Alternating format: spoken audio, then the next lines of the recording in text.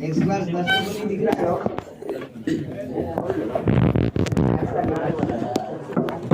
कितना मैथ्स का मिलेगा? मैथ्स का सिलेबस कंप्लीट हो गया ऑलमोस्ट। सर तो कितने मैथ्स का पड़ा हुआ है। इसका भी बायोलॉजी का भी आया होगा डेफिनेटली हमें क्वेश्चंस ये लायक रेडी हो जाएंगे। तो नेक्स्ट क्लास तक क्लियर हो सकते हैं, लेकिन उससे ज़्यादा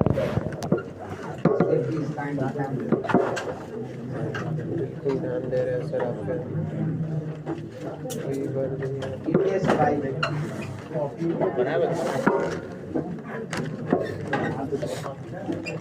कहाँ तक पहुँचा कहाँ सर छोड़ दीजिए हम देखिए मैं पहुँचे हम सर तैयारी उनको भूलना नहीं है।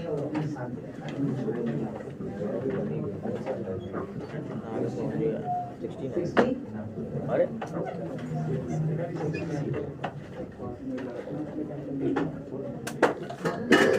बोलना तो देख रहे TWS की रह सकते हैं नीचे।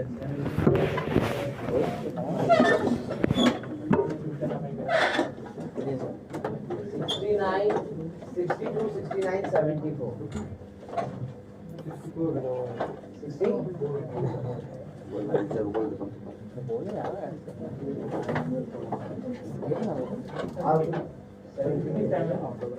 72 और 57 60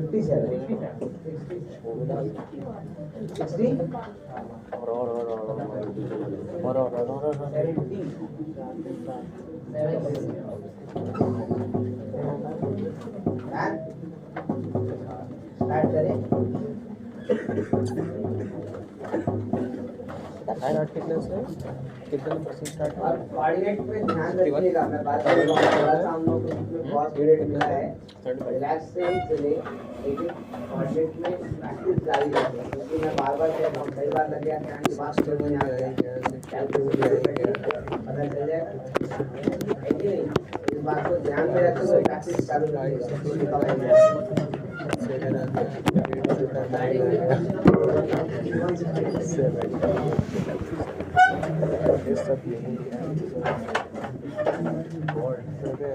पीछे 61 says now if you circle x square plus y square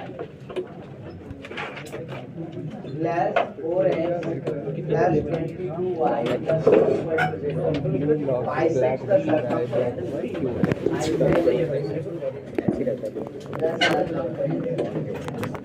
का आगे से कोई देख सकता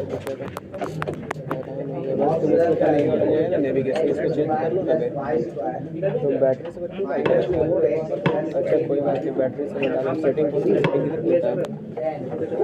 वो नहीं बोलता है इसमें बैटरी से हो रहा है चुप बैटरी नंबर ऑफ करके आप बैटरी का चार्ज लगाएगा आराम से चल जाएगा। अरे बहुत जल्दी बैटरी खाता है इसमें वैसे नहीं है कि अगर ये सर्कल करना क्या सर्कमफरेंस को बाइसेक्ट करेगा चेंज कर तो c plus d का वैल्यू बटन चेंज करेगा ध्यान से देखिएगा। ये सर्कल ये है, मैंने कंफ्यूजन हो जाएगा लोगों में उसमें ना, जैसे जो है ऐसे नेविगेशन बटन हट जाएगा स्लाइड वाला। हाँ सैमसंग का बहुत दिक्कत होता ठीक है। है। ये सर्कल क्या ये सर्कल का इक्वेशन ऐसे कुछ खुला है, ऐसे कट किया, ऐसे खुला, ऐसे प्रैक्टिस है ना हम लोग तो इसका आदत है बटन वाले का। ये क्या है भाई, तो डायमीटर है, किसका डायमीटर है, छोटे वाले सर्कल। भाई इस सर्कल का सेंटर क्या होगा जरा सबसे बताएगा हमको, क्या लिखेंगे, तो 1 माइनस ये ना होगा। हम एक काम करते हैं ना, सीधा सीधा दोनों जगह से एक का इक्वेशन निकाल लेते हैं। ये क्या है, कॉमन कॉर्ड, तो इक्वेशन ऑफ कॉमन कॉर्ड बता देना। इक्वेशन ऑफ कॉमन कॉर्ड क्या होता है, s minus s dash equal to, याद है ना, रेडिकल एक्सिस। ठीक है, अब बताओ जरा सब्ट्रैक्ट कर क्या आएगा, x स्क्वायर खत्म, y स्क्वायर खत्म, यहाँ से कितना आएगा 6x, फिर क्या आएगा 22 minus 8 कितना हो जाएगा 14 प्लस प्लस या माइनस प्लस 14y, उसके बाद c plus d equal to यही होगा ना। व्हाट नेक्स्ट, तो हमें पता है कि ये मान जो है 1 passes through कौन सा पॉइंट ये बताओ 1 कामा श्योर है ना ठीक है तो 1 कामा -4 ऐसा क्यों क्योंकि डायमीटर सेंटर से तो पास करेगा ही कर तो साइड करवाओ क्या लिखोगे 6 into 1 और -4 लिखेंगे तो क्या होगा -15 से प्लस d equal to 0 का वैल्यू कितना आ गया देखो जरा सा ठीक है ये समझ में सिम क्या चीज लगा आयो बात समझ में आया क्योंकि तो अभी नेट ऑफ किया ना तो उसमें एक नोटिफिकेशन आ जाता है बीएसएनएल में हाँ वही आया इसलिए हमको लगा The equation of the circle passing through the intersection of this circle and this circle whose radius is 4 is what? ये तो family of circle का direct क्वेश्चन है खाने का नहीं है कुछ पेन है ना क्या लिख सकते हैं हम लोग यहाँ से देखो सर्कल का पीछे इक्वेशन देखने दिया को है दिया sir x square plus y दे square दो plastic minus 2x minus 4y minus 4 minus 4 equal to 0 और दूसरा सर्कल का इक्वेशन है minus 10x minus 12y plus 40 equal to 0 भाई कह रहा है रेडियस 4 है वैसा सर्कल चाहिए जो दोनों के इंटरसेक्शन से पास कर रहा है ना तो कैसे लिखेंगे equation of family of circle कैसे लिखते हैं बताओ s plus lambda s plus equal to ये लग करते हैं तो भाई लिख देते हैं यहाँ से x square plus y square minus 2x minus 4y minus 4 plus lambda time x square plus y square minus 10x minus 12y plus 1 क्या करना क्या है equal to उनको इसको सर्कल के फॉर्मेट में इंक्रीज करें क्या कुछ कर रहे हैं या अपना एंटरटेनमेंट कर रहे हैं इसको सर्कल के फॉर्म पे चेंज करो क्योंकि रेडियस निकालना है और रेडियस का वैल्यू क्या है कितना तो 4 वहां से लैम्डा का वैल्यू है ना तो सर्कल के फॉर्मेट में चेंज करेंगे तो क्या लिख सकते हैं एसी का जो भी है मदरबोर्ड पलवा गया 1 plus lambda y square यहाँ पे कितना हो जाएगा तो minus देखते हैं हो पाएगा तब ना कितना हो जाएगा तो 1 plus 5 lambda को ठंडा नहीं लग रहा यहाँ से 2 plus 6 lambda देखो कांस्टेंट कितना हो जाएगा कोशिश कर रहे हैं माइनस कर देना है ना ये इक्वेशन मरवा सर्कल का इक्वेशन ही सर्कल के इक्वेशन के लिए तो किससे डिवाइड करना पड़ेगा 1 प्लस तो 1 प्लस लैम्डा से डिवाइड कीजिए तो x square plus y square minus 2x 5 lambda plus 1 y lambda plus minus 2y 6 lambda plus 2 y lambda plus 1 है ना प्लस 4 टाइम्स हीटिंग में करना हीटिंग में मोड है मोड कर देना मोड नहीं हुआ रुकना फिर से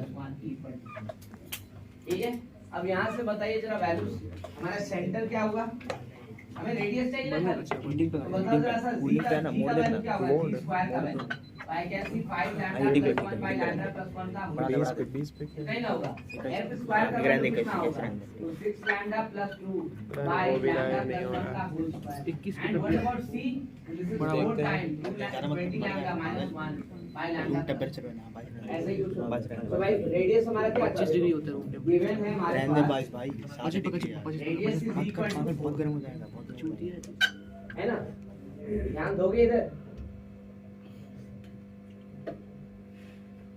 रेडियस इज इक्वल टू 4 तो इसका मतलब हम लोग क्या लिख सकते हैं square minus c equal to 16 है ना यही से इक्वेशन के लैम्डा का वैल्यू भाई g स्क्वायर हमें दिख रहा है कितना 5 लैम्डा प्लस 1 का होल स्क्वायर 5 लैम्डा प्लस 1 का whole square plus f square 6 lambda इसको बाद 2 कॉमन ले लो तो 4 3 लैम्डा प्लस 1 का होल स्क्वायर 5 लैम्डा प्लस 1 का होल स्क्वायर माइनस c इसको minus 4 times 20 lambda minus 1 5 lambda plus 1 equal to 60 है ना we can write like this अब क्या करें तो पूरा इक्वेशन लैम्डा में इसको सॉल्व करना है तो हमारा सॉल्यूशन आएगा है ना तो टर्म्स को पहले लिखो तो I can write as 5 lambda plus 1 का whole square plus 4 time 3 lambda plus 1 का whole square minus 4 time 20 lambda minus 1 into lambda plus 1 और माइनस 16 टाइम लैम्डा प्लस 1 का होल स्क्वायर ये आ गया है ना अब इसमें क्वाड्रेटिक बनेगा तो क्वाड्रेटिक बनेगा तो इकट्ठा करो लैम्डा स्क्वायर एक जगह, लैम्डा स्क्वायर एक जगह इकट्ठा करेंगे तो यहाँ से 25, खाली बेचारे के घर में एसी उसी यहाँ से 25, यहाँ से कितना 9 4 36, नींद आ रहा है। ऐसे ही आएगा। नेक्स्ट वन, यहाँ से कितना आएगा, तो यहाँ से 20 लैम्डा स्क्वायर इनटू 4 यानी -18, यहाँ से कितना आएगा तो -16 लैम्डा स्क्वायर ऐसा हो गया, ठीक है। लैम्डा का वैल्यू, लैम्डा यहाँ से 10, यहाँ से कितना तो 6 4 24, यहाँ से लैम्डा कितना तो 20 -1 19, 19 into 4 कितना हो जाएगा 76, तो -76, ठीक है। यहाँ से कितना तो 2 into 16 यानी 32 -32, कांस्टेंट पहला वाला से 1, दूसरा वाला से 4, तीसरा वाला से -4 यानी +4, ठीक है। तो इस चौथे वाले से कितना होगा तो -16 इक्वल टू है ना पूरा क्वाड्रेटिक लैम्डा में तो c equal to 4 into 10 lambda होगा ना 20 लैम्डा 4 into अच्छा 10 होगा 20 कर दिया मैं क्वेश्चन ही कर रहा था थोड़ा चढ़ इसका खराब हो गया। ये इज आल्सो 10 अभी गड़बड़ कर कैलकुलेशन हमारा कहां से गड़बड़ होगा यहां से 10 अभी देखो फाइनल लिख किया देख लेते हैं यहां पे लिखे थे ना इसको हम कुछ नहीं किए। लैम्डा स्क्वायर ये कितना हो जाएगा 80 के बजाय 40 करेक्ट। यहाँ पे भी किए थे तो 76 हुआ था ना कैसे तो 19 हो गया था तो 10 - 1 ये 9 4 36 इट विल बी 36, ठीक है। एंड हियर बाकी तो कुछ भी नहीं था कांस्टेंट में नहीं, कांस्टेंट में तो था ही, ठीक है ना। तो ऐसे अब यहाँ से कैलकुलेट किया जाए तो लैम्डा स्क्वायर क्या हो पाएगा देखो, तो यहाँ से 56 हो गया ना, यहाँ से हो गया -56, तो यहाँ क्या हो गया देखो तो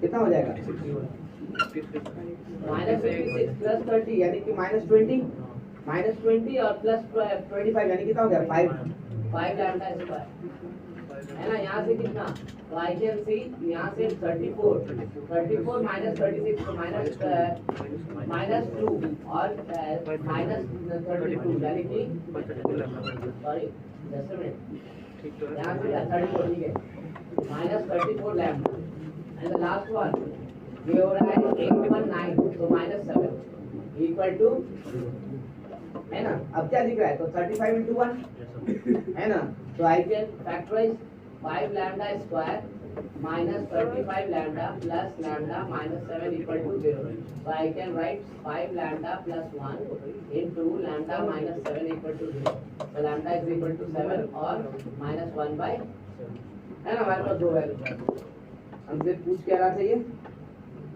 कौन सा क्वेश्चन है क्वेश्चन नंबर 62 इक्वेशन पूछ रहा है सर्कल का, तो भाई दोनों इक्वेशन हो सकता है, हम डिनाई तो नहीं कर सकते किसी एक को, -1 तो नहीं है जो डिनाई करेंगे, तो दोनों ही वैल्यू लिखना पड़ेगा। इस इक्वेशन में लिख देंगे तो यहाँ इस इक्वेशन में लिख देते हैं है ना। तो आई कैन राइट 5 लैम्डा -1 ये तो 0 है ना, 5 लैम्डा -1 यहाँ तो 0 हो जाएगा, तो देखो तो x 0 वाला टर्म है क्या हमारे पास, एक ही है दिख रहा है ऑप्शन B1 है ना। तो हम उसको लिख के देख ले पहले, तो इसको इक्वेशन 1 लिख दे पहले, इसको इक्वेशन 1 लिख रहे कॉन्सेंट्रेट की बातें नहीं। आई can right 5 lambda plus 1 by lambda plus 1, जरा इसको निकालने की कोशिश करें। आई कैन से 35 36 बाय 8 और यहाँ से लिखेंगे तो ये तो 0 ठीक है, ये 36 बाय 8 यानी इसको लिख सकते हैं कितना 9 बाय 2 ठीक है। तो okay next 6 lambda plus 2 by lambda plus 1, तो 7 लिखे तो 6 में 42 44 by 8 that is 11 by 2 and यहाँ लिखेंगे तो -1 बाय 5 है ना, तो -1 बाय 5 करेंगे तो कितना हो जाएगा -6 -10, तो -6 और प्लस 10 यानी कितना हो जाएगा 4 और यहाँ क्या हो जाएगा -1 बाय 5, तो 5 - 1 4 ये हो जाएगा 1 ठीक है। 51 आएगा यहाँ पे।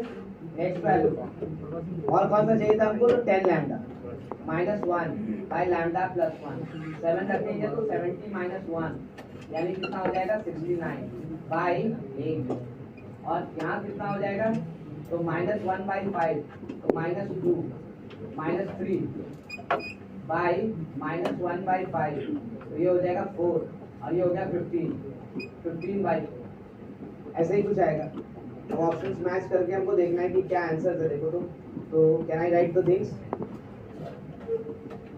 क्या हो जाएगा? तो एज इक्वेशन होगा x square plus y square minus 2x into 0 minus 2y into 1 है ना, प्लस 4 टाइम कितना हो जाएगा -15/4 इक्वल टू 0। तो एक इक्वेशन हो गया x square plus y square minus 2y minus 15 equal to 2। देखो ऑप्शन में ऐसा है, ये दूसरा वाला ऑप्शन लेके चलेंगे, ठीक है ना, इसमें हम लोग क्या लिए -1/5 और 7 वाला लेके चलेंगे तो क्या लिखेंगे?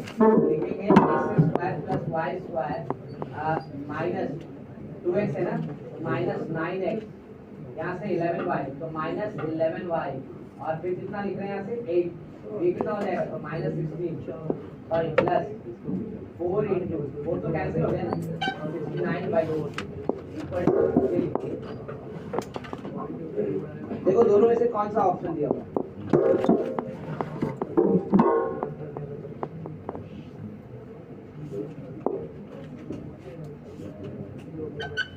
ठीक है, ये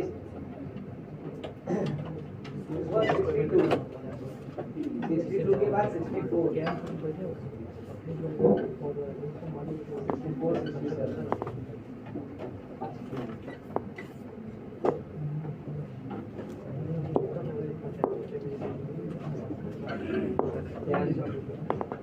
फैमिली ऑफ सर्कल से क्वेश्चन, ये सब सेक्शन का क्वेश्चन थोड़ा सा लेंदी होगा। अदरवाइज आप एक काम और कर सकते हैं भाई, लेकिन उसके अलावा करते तो और टेंशन, ये तो सिंपल फैक्ट है, अब इतना लेंदी हो, अगर कुछ और करने जाएंगे तो और लेंदी हो जाएगा, इसलिए बेटर इतना ही है ना। या फिर फिगर बना के करेंगे तो भी दिक्कत, ठीक है ना, फिगर बना के करेंगे तो क्या करेंगे, बॉडी निकाल देंगे है ना, बॉडी निकालेंगे तो बहुत टेंशन, यहाँ सेंटर निकालिए, रेडियस निकालिए, सिंपल है। Question number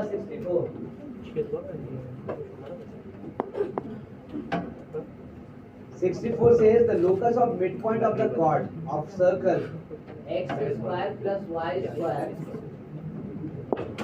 plus 4x minus 6y minus 12 equal to 8, ठीक है, which subtend an angle of pi/3 यानी 60 degree radian at its circumference।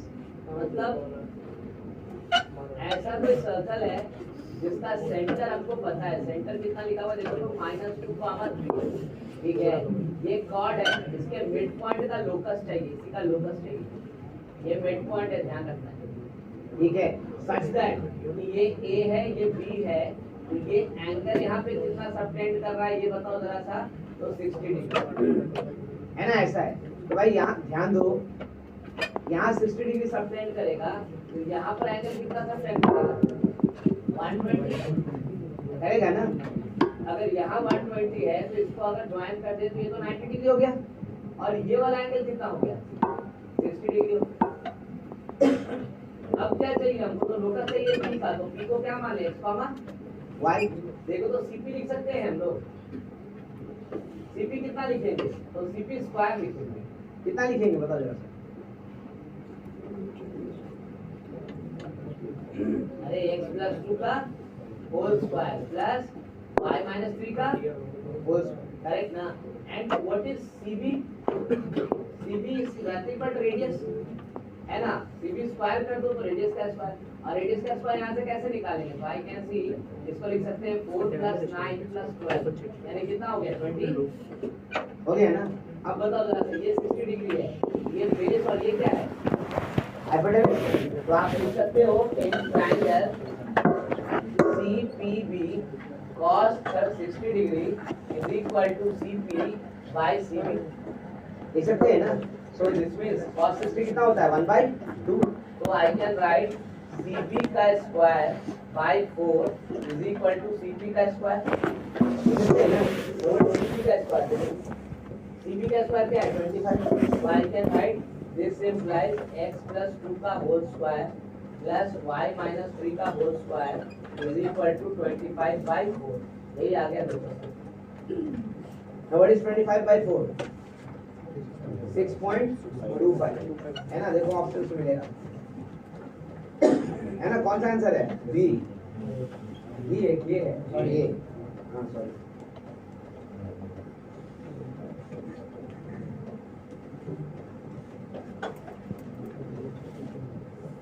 64 के बाद 67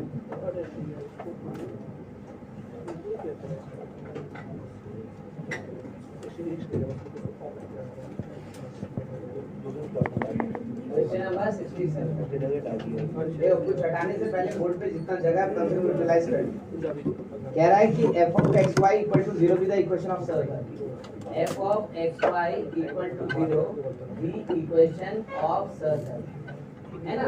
इसका मतलब क्या हो गया, तो f of x, y को हम x square plus y square plus 2gx plus 2fy plus c, circle का जनरल इक्वेशन यही ना होता है, ध्यान दो,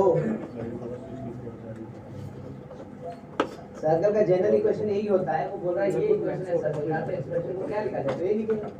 अब क्या दे रहा है आपसे, तो आपसे कह रहा है कि f 0, lambda equal to 0 has equal roots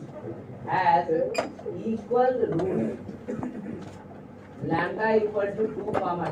तो भाई देखिए, तो एक बार इस इक्वेशन को, इस इंफॉर्मेशन को लिखते हैं, एक बार यूज करते हैं, तो 1 इंप्लाइज क्या हो जाएगा, तो इसमें 0, लैम्डा डालते हैं, तो x के जगह 0 और y की जगह क्या, लैम्डा, तो इक्वेशन क्या बनेगा, तो lambda square plus 2f lambda plus c equal to, अब कह रहा है इसका इक्वल रूट है, इक्वल रूट है और वो भी रूट कितना है, तो 2, तो भाई यहाँ से लैम्डा 2 प्लस 2 यानी सम ऑफ द रूट कितना होगा, माइनस b बाई a, यानी क्या लिखोगे, माइनस 2f बाई 1, करेक्ट ना। तो इसका मतलब यहाँ से f का वैल्यू कितना हो गया, देखो तो जरा सा आ गया। अच्छा, product of the root 2 into 2 क्या होता है, कांस्टेंट बाई लीडिंग कोएफिशिएंट, है ना। तो c का वैल्यू यहाँ से कितना हो गया, देखो तो c पता चल गया, f पता चल गया, और क्या चाहिए, g चाहिए ना, तो एक इंफॉर्मेशन और दिया होगा, देखो हाँ कह रहा है, देखो second information f of lambda comma 0 equal to 0 has roots कौन कौन सा, lambda is equal to 4 by 5 and 5, ठीक है। तो एक बार लैम्डा डालो x की जगह और y की जगह 0, तो क्या हो जाएगा, lambda square plus 2g lambda plus c equal to, c तो ऑलरेडी जानते हैं, तो क्या चाहिए, सम ऑफ द रूट्स ना, तो सम ऑफ द रूट्स यहाँ से क्या हो जाएगा, तो 4 by 5 plus 5 is equal to minus 2g, ये कितना हो गया, देखो तो 25 प्लस 4 यानी 29, तो g का वैल्यू कितना हो गया, तो g का वैल्यू हो गया माइनस 29 बाई 10, आ गया। आपको क्या चाहिए था, बताइए, सेंटर ऑफ द सर्कल चाहिए, माइनस g माइनस f, तो बताओ सेंटर क्या हो गया, सेंटर क्या हो गया, बताओ माइनस g कितना हुआ 29 बाई, और माइनस f क्या हो गया, आगे देखो c का वैल्यू तो चाहिए,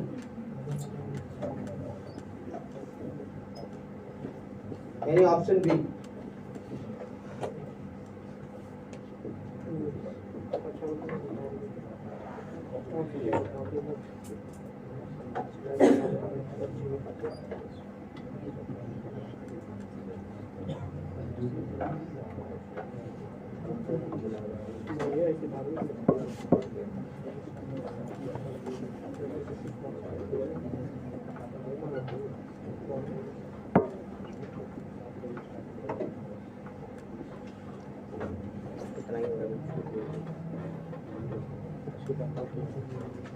कितना बाकी है,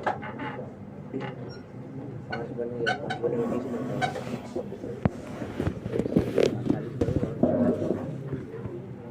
पौने 7,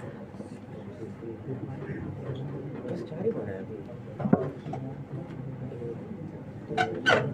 4 बना, 5 बाकी, 2 3 4, कितना बचा बात नहीं।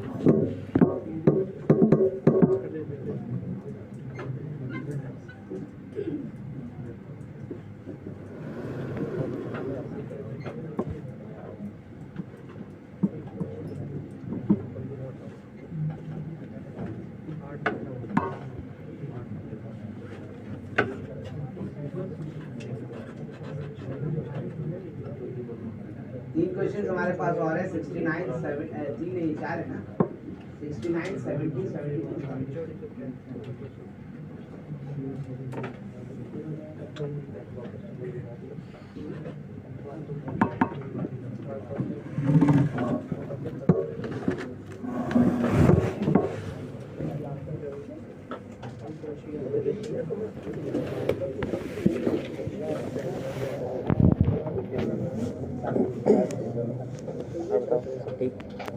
सॉल्व करो, बात नहीं 61 क्लियर कर सकते हैं क्या? हो गया है? थोड़ा मोड़ लेके चले जाइए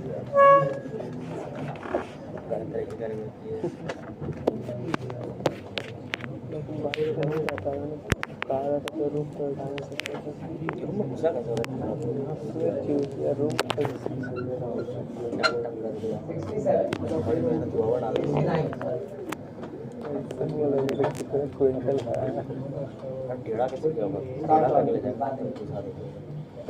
equation of circle passing through the intersection of these two circles, okay, touching this line, okay, और लाइन का पॉइंट नहीं बताया नहीं किस पर टच कर रहा है, तो इसका मतलब फिर वही चलना पड़ेगा।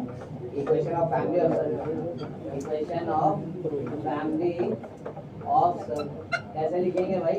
तो पहला सर्कल है हमारे पास, इसको एक काम करते हैं, ऐसे लिखेंगे x square plus y square minus 2x minus 4y plus 4 lambda plus lambda time x square plus y square minus 4। ठीक है, दोनों सर्कल के इंटरसेक्शन से पास होने वाला सर्कल, इसका सेंटर निकाल लेते हैं क्योंकि जो लाइन दिया है वो रेडियस है, तो सेंटर में परपेंडिकुलर डालेंगे तो रेडियस के बराबर होगा, ये कॉन्सेप्ट यूज करना है।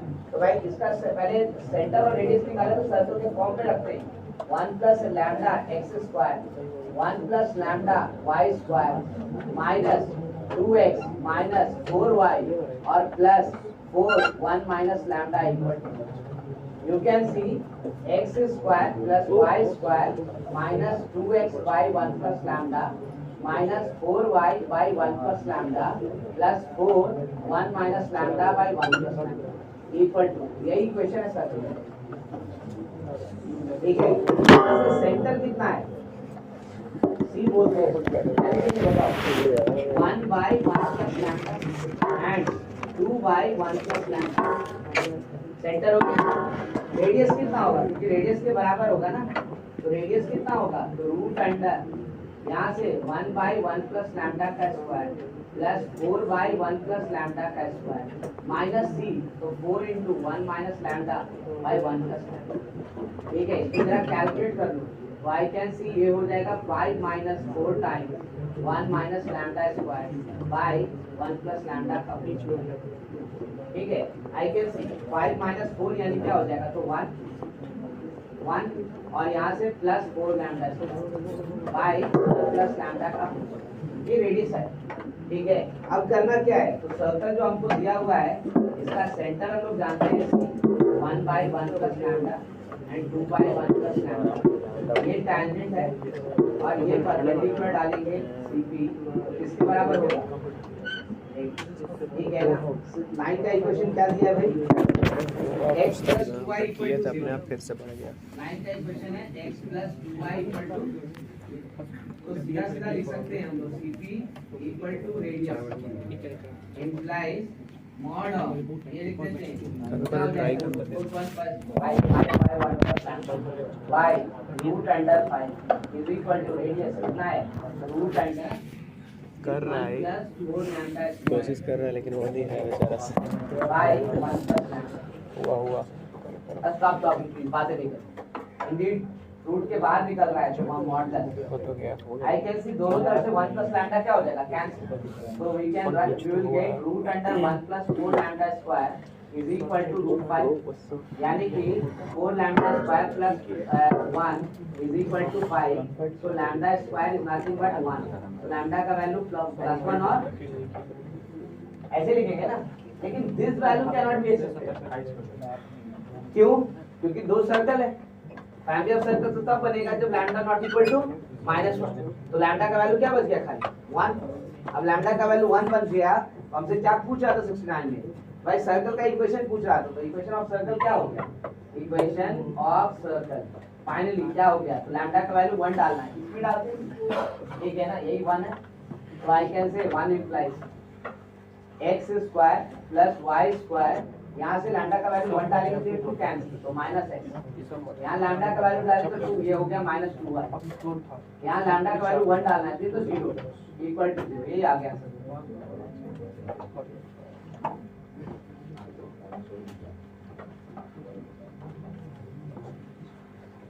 ठीक है, यानी ऑप्शन बी दिख रहा है।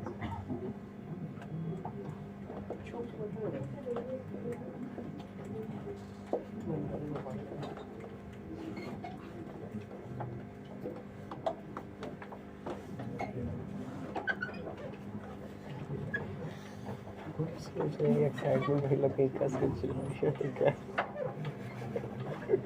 चिल्लाइए जरूर ठीक फैमिली ऑफ सर्कल्स कर क्या रहा एक आसान सेक्शन वही है टैंजेंट वाला जो कि जल्दी बनता है। अदरवाइज बाकी तो दिख ही रहा है आपको कि अगर कोई भी सेंटर में लाना पड़ा रेडियस निकालना पड़ा है लैम्डा के टर्म में लेंथ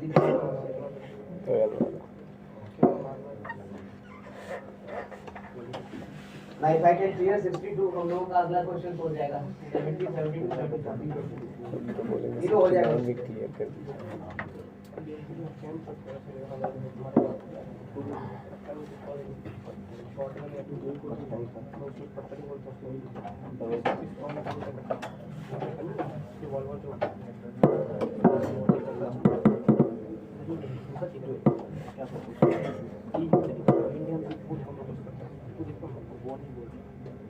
देखो anyone still writing question number 62 no one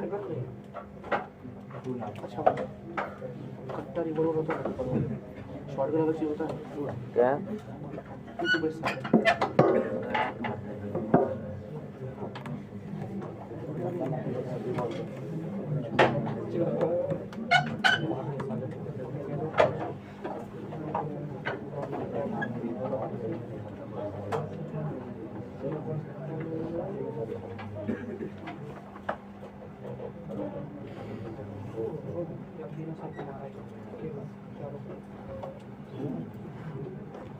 Question number 70.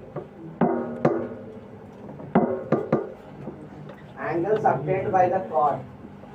Chord का इक्वेशन दिया है x plus y equal to 1. At the center of the circle. Circle का इक्वेशन दिया है x square plus y square is equal to 1.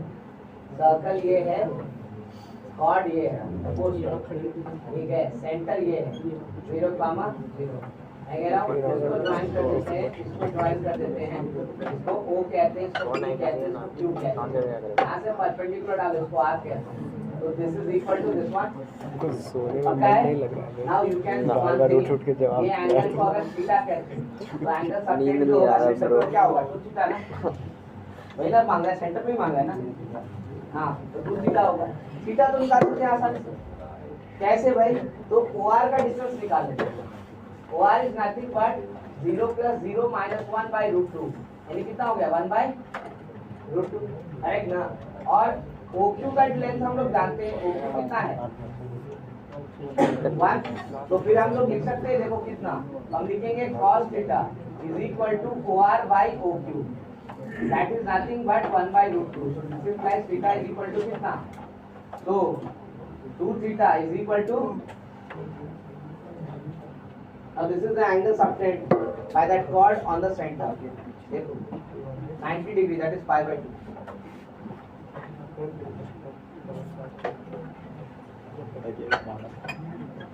72 देखो question number 72 blackboard नहीं दिख रहा तेरे को the circumcenter of the triangle formed by the lines xy plus 2x plus 2y plus 4 equal to 0 अच्छा और दूसरा इक्वेशन दिया है x plus y plus 2 equal अच्छा थोड़ा ध्यान दीजिए ये बोल रहा है कि ये स्ट्रेट लाइंस है लेकिन यहाँ तो एक ही है और ये भी एक दिख रहा है देखो एक नहीं दो है कैसे तो आप देखो उसको फैक्टराइज कर सकते हैं कैसे फैक्टराइज करेंगे तो इन दोनों से क्या कॉमन लेंगे x इसको अलग कर दो I am just talking from here x common लेते हैं तो y plus 2 यहाँ से क्या होगा तो 2 कॉमन लेते हैं तो y plus 2 equal to 0 so we are getting x plus 2 into y plus equal to so line 1 क्या है देखो x plus 2 equal to 0 line 2 क्या है y plus 2 equal to 0 और line 3 क्या है तो x plus y plus 2 equal to 0 हमें क्या चाहिए हमें सर्कमसेंटर चाहिए ऑर्थो सेंटर चाहिए आ गया क्वेश्चन सर्कमसेंटर तो भाई सबसे पहले तो क्लियर है देखो यहाँ से ये 90 डिग्री ये हमारा y plus 2 ये हमारा x plus 2 equal to 0, ये y plus 2 equal to 0, ये 90 डिग्री। और कहीं लाइन ऐसे आएगा, ये तीसरा लाइन है कितना, तो x plus y plus 2 equal to 0, ये ना है, ठीक है। तो भाई अगर राइट एंगल ट्रायंगल ये डिक्लेयर्ड है ऑलरेडी, तो सर्कमसेंटर कहाँ लाई करता है, mid point of the hypotenuse, ये ना होता है। Mid point of the hypotenuse मतलब ये वाला पॉइंट, ठीक है ना। इस पॉइंट को तो हम लिख सकते हैं कितना, इसको लिखते हैं p, ये हो जाएगा कितना, तो -2, ये है q। इसको कैसे लिखेंगे, y -2 यहाँ रख देते हैं, 0, ये कितना हो गया, x 0, ये हो जाएगा 0, -2, वैसे इसको रखना पड़ेगा, नहीं सॉरी उल्टा कर दिया लगता है, ठीक है। कोई बात नहीं, यहाँ रख लेते हैं 0, -2, और ये हो जाएगा -2, हो गया। मिड पॉइंट बताओ, यही सर्कमसेंटर है, circumcentre mid point, this is equal to this one, कितना लिखेंगे बता जरा सा, -1, राइट एंगल ट्रायंगल में तो हम लोग क्लियर किए थे ना कहाँ होगा, mid point of the hypotenuse, और ऑर्थो सेंटर कहाँ होगा, -2, -2, ठीक है। दैट इज यहाँ पे 90 डिग्री होता है।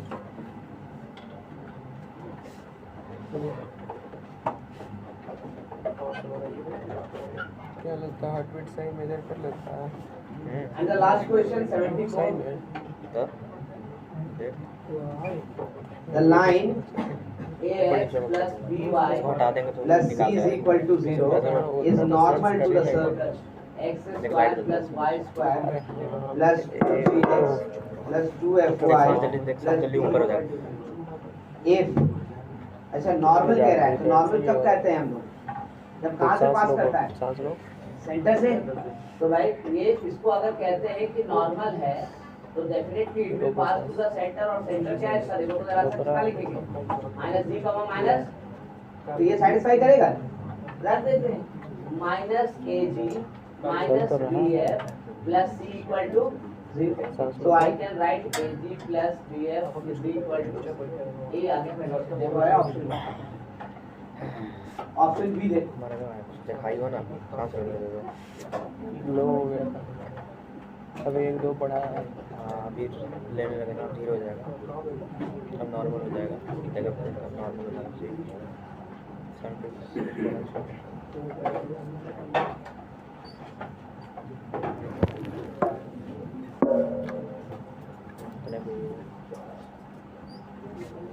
स्ट्रेस भी ना ठीक है। डिटेल्स 5 होगा, मरा जाएगा फिर। इसके बाद से बेग डिटेल्स होगा, बहुत हो रहा है, पारे हो जाएगा, बोल रहा है करोड़ 2 करोड़ क्या हो गया,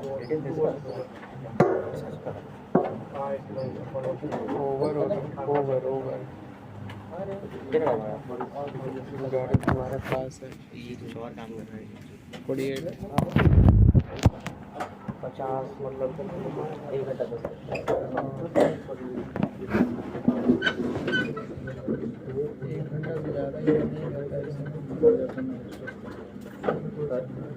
ये कल में रहूँगी तो अपना गले में कितना बहुत टाइम लगता है, मतलब 50 एवरेज 50 के नीचे भी लास्ट मेरा नहीं गिरा और एक मिनट बाहर रखना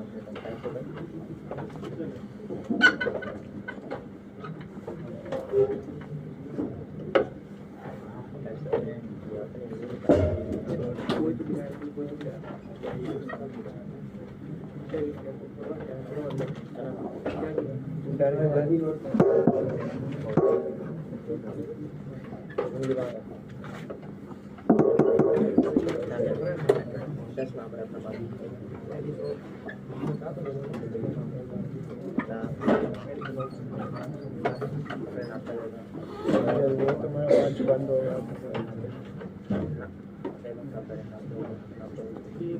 ना नहीं बंद होगा होगा सोने में पावर डाले चार्ज में डाले डाला के 4 महीना मतलब वो तार रहता है कहाँ था बैग में रखा था क्या मैग्नेट वाला रहता है ना बस छोड़ जाओ तो चार्ज होता है तो मैग्नेट के लिए वो स्पेसिफिक चार्जर चाहिए होता है और इसमें ऐसे गोल बना हुआ रहता है इधर से उधर। हाँ वही बोलता है वो यूएसबी में दिया हुआ है वैसे थोड़ा है थोड़ी है भाई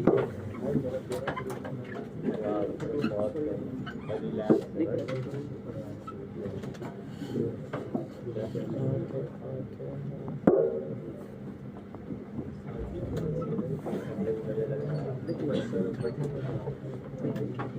फैमिली होता है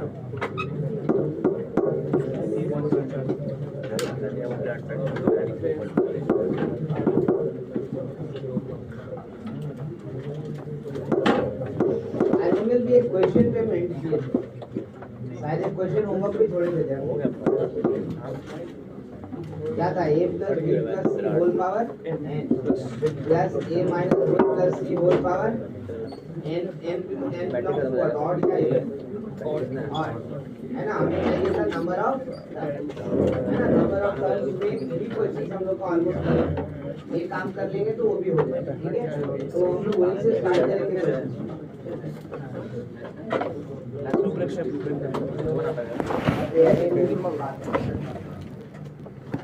number of event terms number of odd terms ये तो हम लोग निकाल दिए ठीक है आज के क्लास में हमें ये आगे बात करना है यानी ये क्वेश्चंस करने के बाद नंबर ऑफ टर्म्स वाला तो हो जाएगा काम क्या बोला फिर हम लोग पढ़ेंगे आगे यानी कि we will find the greatest binomial coefficient यानी मिडिल टर्म खत्म होने के बाद हम लोग पढ़ेंगे तो न्यूमेरिकली बेटर ये फर्स्ट पार्ट का है फर्स्ट पार्ट की इतना ही है उसके बाद हम लोग सीक्वेंशियल सीरीज वाला पार्ट स्टार्ट करेंगे यानी सीरीज विद द बाइनोमियल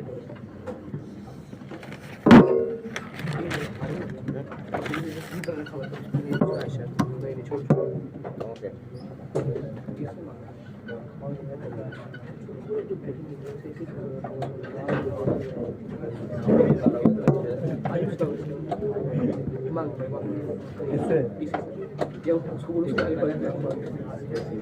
इसका सेंस काम नहीं कर रहा है ये ब्लू पेन मांग रहा है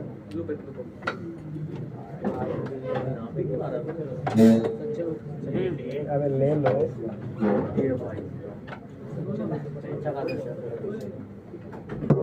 ओके पे एड्रेस मैं इसको हटा नहीं रहा आप लोड कर लो जब तक मैं स्टार्ट करता हूँ डिस्कशन ताकि बात समझ में आए तो फिर आगे एक्सपेक्ट करेंगे क्वेश्चन जो था बाइनोमियल से बाइनोमियल जो क्वेश्चन हमारे पास था वो ये था कि if n belongs to odd then n belongs to odd then number of distinct terms यही क्वेश्चन नंबर आ जाएगा in expansion of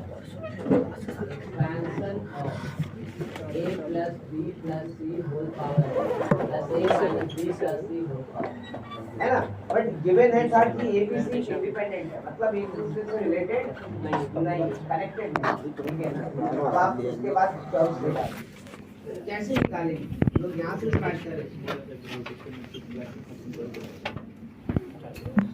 कैसे निकालेंगे मैंने कहा जैसे हम लोग बाइनोमियल निकाले तो पहला काम तो वही करते हैं तो क्या कर सकते हैं हमने कहा देखो ऐसे लिख सकते हैं a plus b plus c whole power n इसको ऐसे लिख देते हैं a plus b plus c है ना आई होप कि ये से लिखने में कोई दिक्कत नहीं है अब ऐसे क्यों लिख रहे हैं क्योंकि b का ही साइन है चेंज एक जगह b पॉजिटिव पे है और दूसरी जगह b नेगेटिव है तो भाई हम उसको अलग करना चाहते हैं फिर आगे तो देखेंगे तो आई कैन सी अगर ऐसे एक्सप्रेस करें तो a plus c plus b whole power n को अगर एक्सपैंड किया जाएगा बाइनोमियल पैटर्न पे तो पहला term nc0 a plus c whole power n बंद कर देना नहीं होता दूसरा टर्म क्या आएगा बताओ तो nc1 a plus c whole power n minus 1 b का पावर तीसरा टर्म क्या आएगा बताओ nc2 a plus c whole power n minus 2 b square plus dot dot dot ऐसे ही चलेगा ना ठीक है ये हो क्या है चल क्या है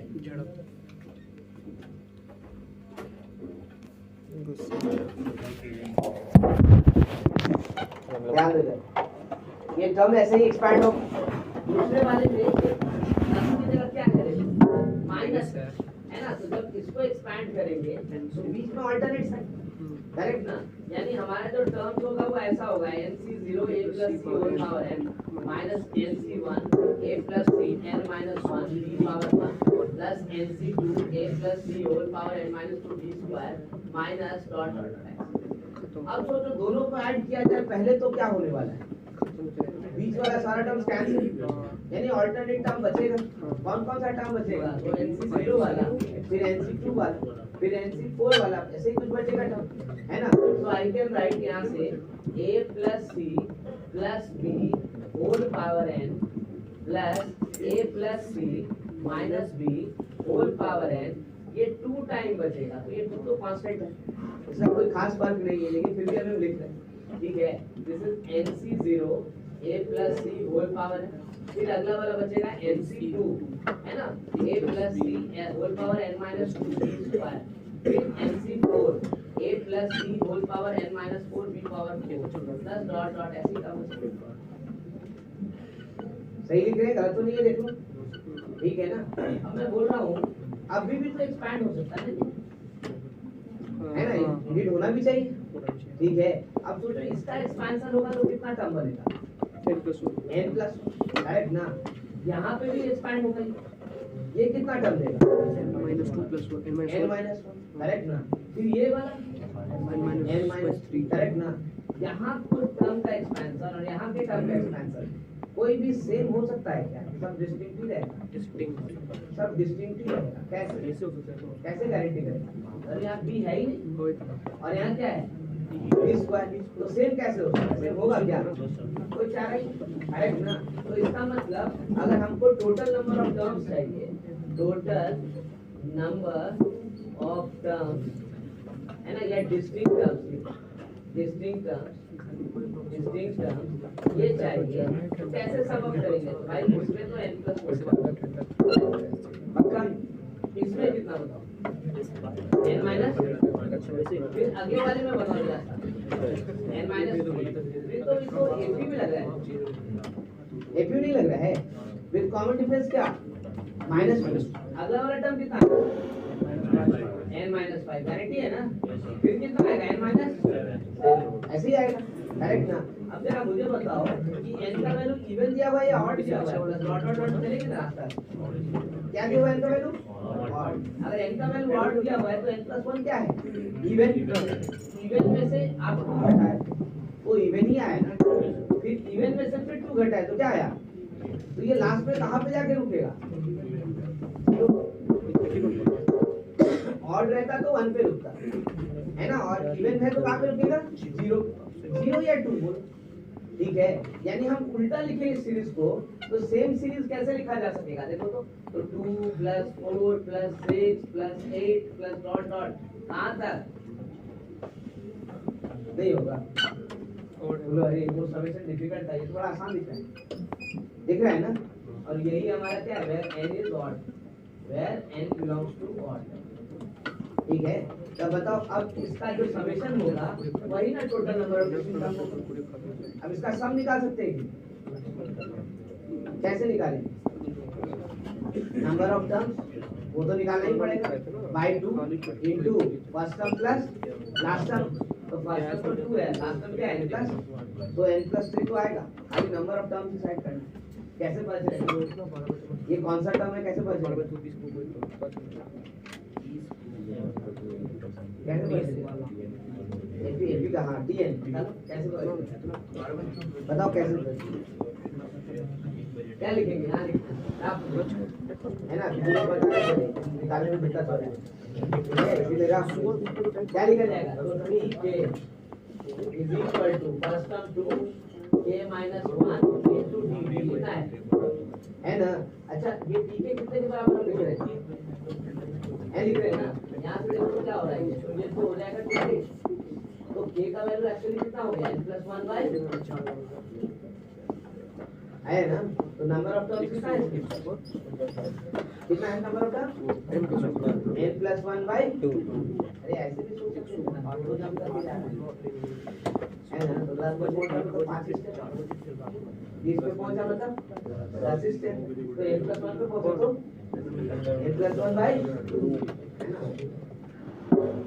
बोलो ऐसे बोलते तो कंफ्यूजन हो, ये दिख गया तो अच्छा लगता है ना।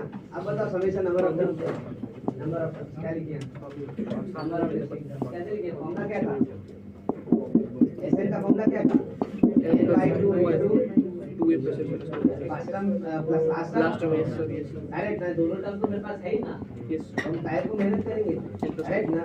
अरे नंबर ऑफ टर्म्स बताओ, n क्या है यहाँ पे, n + 1/2, so I can write n + 1/4 whole by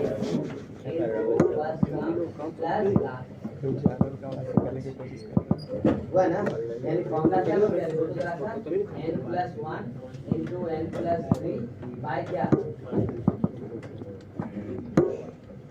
ये n ऑड के बजाय इवन हो जाता तो क्या करते बताओ, क्या करते हैं, मैं तो करता आंसर सेम रहता,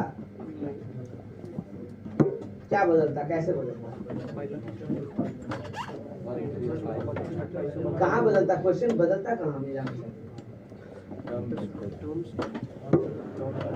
यहाँ तक तो सेम था ना, रीड यहाँ भी सेम था, यहाँ से बदलता उल्टा कर, क्योंकि n इवन हो जाता तो n + 1 क्या हो जाता, और फिर उसमें 2 घटा तो फिर क्या रहता, और फिर 2 घटा तो फिर क्या रहता, मतलब आप कहाँ जाके रुकता, ऑड टर्म यानी 1, ये 6/2 4 6 का क्या होता, 1 3 5 7 है ना, इसका पूरा अलग हो जाता, ठीक है। तो भाई ये n की वैल्यू पे डिपेंड करता है, एंड आई होप कि बात समझ में आया। नंबर ऑफ टर्म्स काउंटिंग भी अपने आप में एक प्रॉब्लम है और ढंग से देखना पड़ेगा।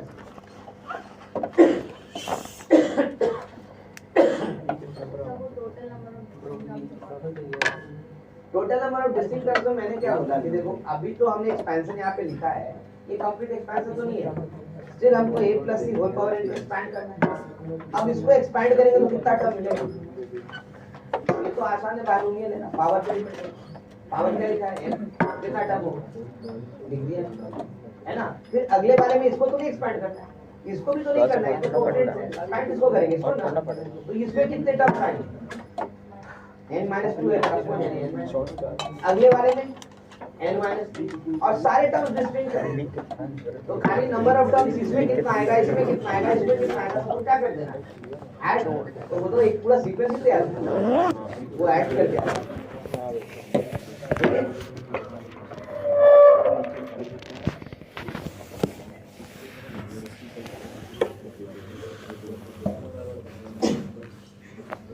ऑड के लिए हमने बता दिया, इवन के लिए आप कर पावर का ले लिया ना, ठीक है, इसका पावर लिया ना सर, क्वेश्चन कभी भी कुछ इसका पावर लिया ना सर, जनरल वैल्यू में ये n का टर्म वैल्यू में समझना है, इसका पावर लिख नहीं लिया तो ना, फिर n का अच्छा वैल्यू प्रश्न था, ये आया 30 लिख दिया, कैसे 31 पावर लिख लिखना दिया। है, अभी जस्ट वही वाला क्वेश्चन, ये वाला क्वेश्चन यही तो वाला है, देखना total distinct term n + 1 n - 1 इसका पावर से है ना, ये पावर ही नहीं है ना बस इसके थे, नंबर अब मान लो कि हम n की जगह पे 30 है और एक बार 29 सीरीज बदला सेम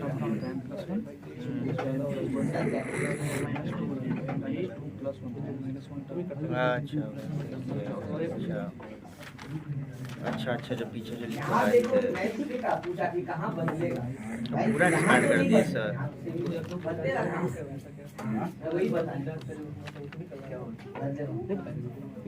2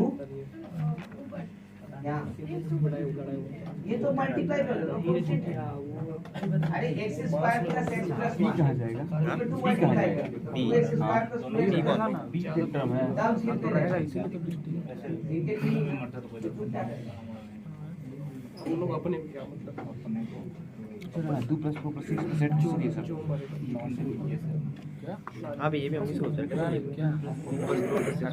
4 + 6 +1 है ना, जो पहला टर्म है उसके बाद n-1 पहला टर्म और प्लस 1 n और वन जोड़ेगा कॉमन डिफरेंस माइनस 2 का, तो उसमें 2 घटा तो जब इवन ही आता जाएगा। तो ऐसे एग्जांपल लिए पहला इवन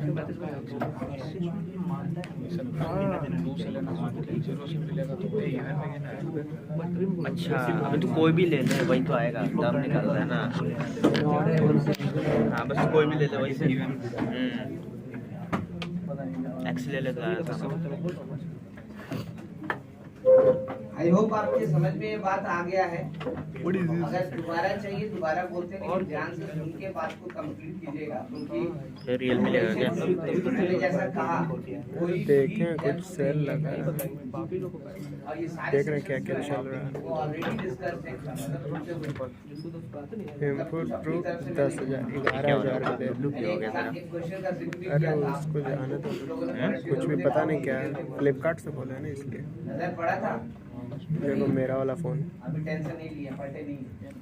हाँ 128 है, एक बार पलट के देखो, मैंने बोला मेरा था। 64 है, शायद 12 के आसपास पड़ा। और जितना हम लोग पढ़ लिए मेरा हो गया। तो उससे ज्यादा नहीं बे 11,999 अभी भी 12 ही है, क्योंकि हम SBI कहीं पापा का कार्ड था तो उससे हम ऑर्डर किया था। उस टाइम दाम कुछ और ज़्यादा था, हमको 2,000 का डिस्काउंट मिला कार्ड से।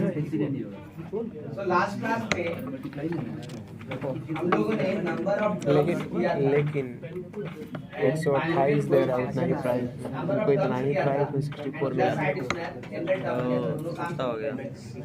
आज हम लोग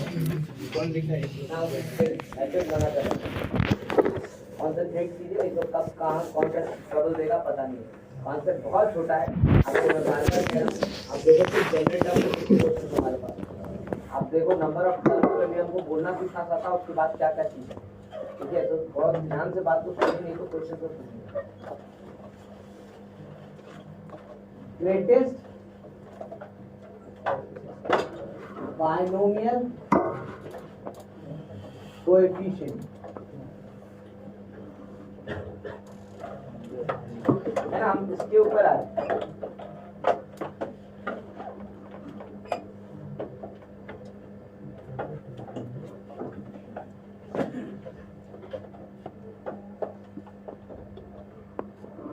एक्चुअली आप जब एक्सपेंशन करोगे a plus b whole power n, तो भाई यहाँ से nc0 a पावर, या हम लिख देते हैं plus nc1 a power n-1 b power 1 nc2 a power n-2 b square plus dot dot dot ऐसे टर्म लिखें, है ना।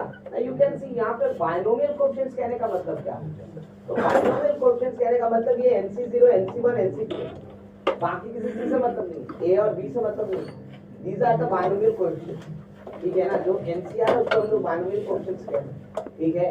मैं कह रहा हूँ हमको ग्रेटेस्ट बाइनोमियल कोएफिशिएंट चाहिए, तो भाई कैसे निकालेंगे? तो मैंने कहा ये सीरीज जो है वो एंड कहाँ करता है, तो देखो तो ऐसे लिखेंगे ना, a का पावर 2 b का पावर n-2 nc(n-1) a का पावर 1 b का पावर n-1, लास्ट वाला ncn b का पावर n, ये ना सीरीज है, ठीक है। भाई हम प्रॉपर्टी एनसीआर के पहले से जानते हैं, हम उस प्रॉपर्टी का इस्तेमाल करें तो वी नो दैट कि NCR is always equal to NCN-, ये पता है ना, ठीक है। तो इसका मतलब तो ये हो गया कि NC0 is equal to NCN, यानी आगे से पहला और लास्ट से पहला बाइनोमियल कोएफिशिएंट सेम है, ठीक है। अच्छा फिर NC1 is equal to NCN-, यानी आगे से दूसरा और पीछे से भी देखो दूसरा बाइनोमियल कोएफिशिएंट क्या है, सेम। फिर देखो तीसरा में भी NC2 is equal to NCN-, है ना, यानी आगे से तीसरा और पीछे से तीसरा भी क्या है, सेम। और आप देख सकते हो यहाँ से NC0 1 होता है, NC1 कितना होता है n, तो ये क्या हो रहा है, इंक्रीज हो रहा है डिक्रीज हो रहा है, इंक्रीज हो रहा है। तो भाई हमारा बाइनोमियल कोएफिशिएंट जो है ऐसे भी इंक्रीज कर रहा है ना, और इधर से भी इंक्रीज कर रहा है, ठीक है, इंक्रीज कर रहा है, ठीक है। तो आपको क्या लगता है कि मैक्सिमम कहाँ जाके होगा, एकदम मिडिल, करेक्ट ना। इसी कारण से कुछ कॉन्सेप्ट्स एकदम आइडेंटिकल मैनर में यूज होता है, खाली लैंग्वेज बदलता है। दैट इज हम लोग से पूछ सकता है ग्रेटेस्ट बाइनोमियल कोएफिशिएंट या फिर मिडिल टर्म ऑफ एक्सपेंस, है ना। दोनों का मतलब सेम है, दोनों में कोई फर्क नहीं।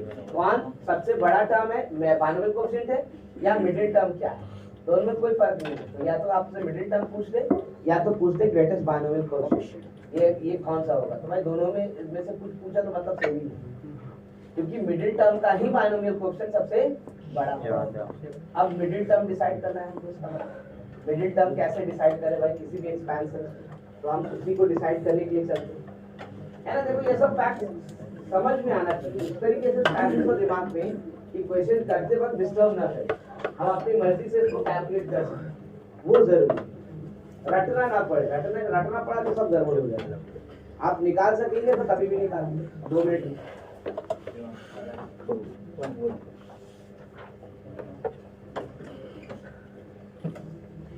अब जरा ध्यान से देखो, मिडिल टर्म की जब भी बात करते हैं तो इवन एंड ऑड दोनों मैटर करता है, ठीक है।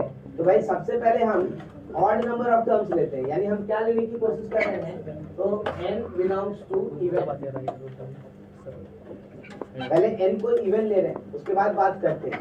तो अगर n इवन ले रहे हैं तो आई कैन सी एग्जांपल्स में लीजिए, n का वैल्यू हम 4 ले लेते हैं, है ना। n का वैल्यू 4 दे दिए तो भाई 1 + x होल पावर 4, इसमें नंबर ऑफ टर्म्स कितने होंगे, 5। कौन कौन से बताओ जरा सा। तो t1 t2 t3 t4 t5, ये ना होगा।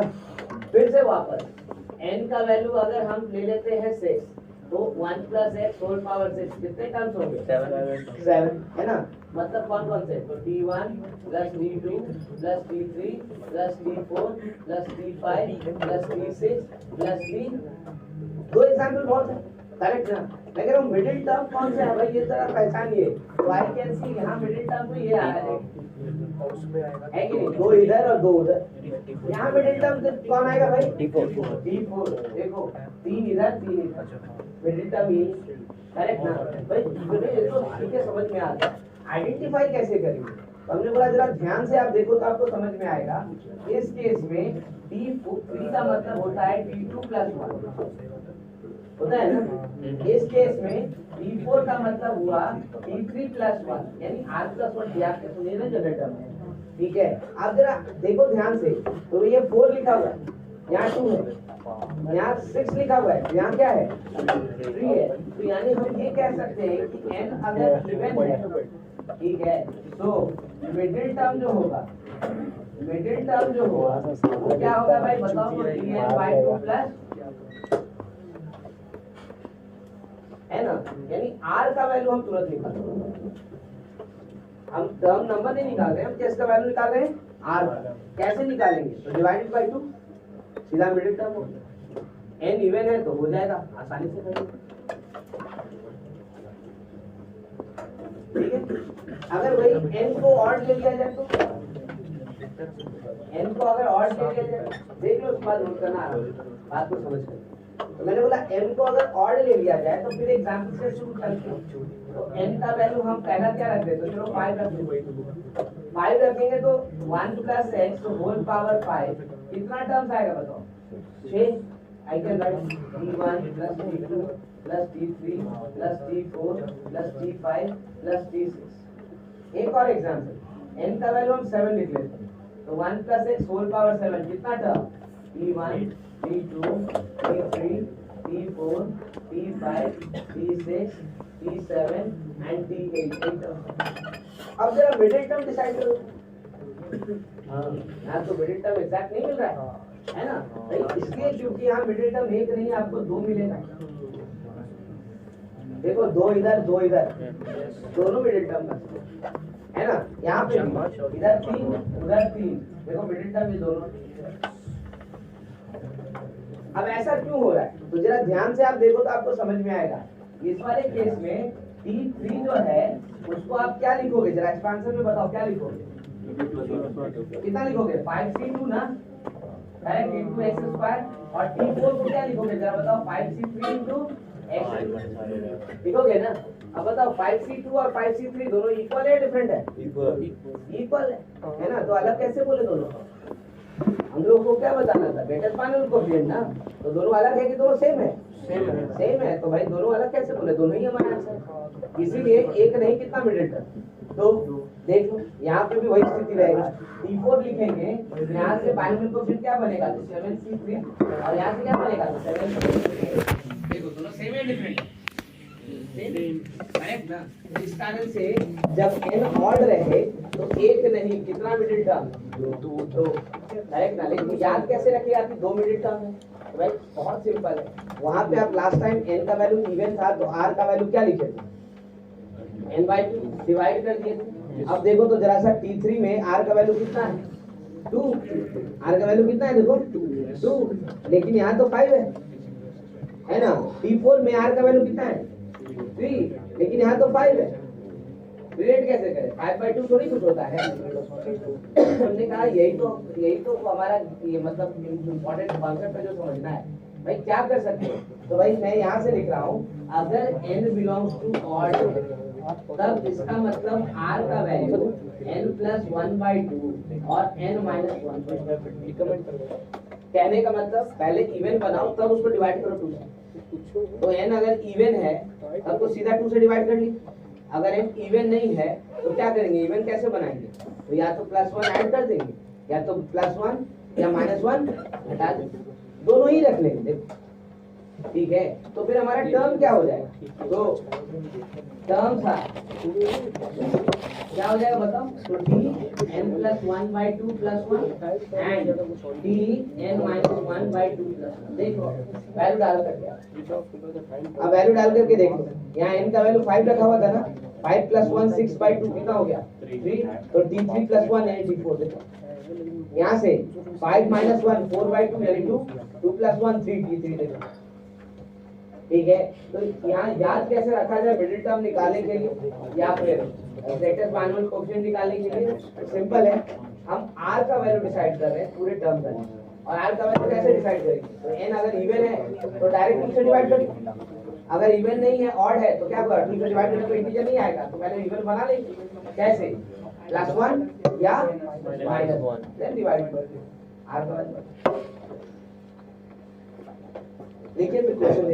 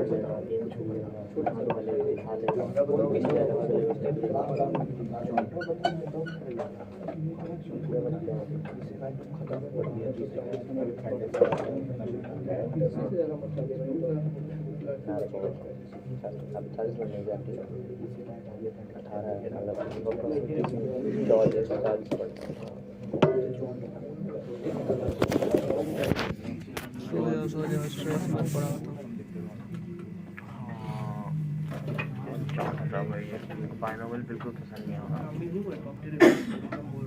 इसमें पसंद और नापसंद वाला क्या चीज़ है व्हाट इज दिस फूल पत्ती क्यों बना तेरे फोन में अरे वो बन जाता है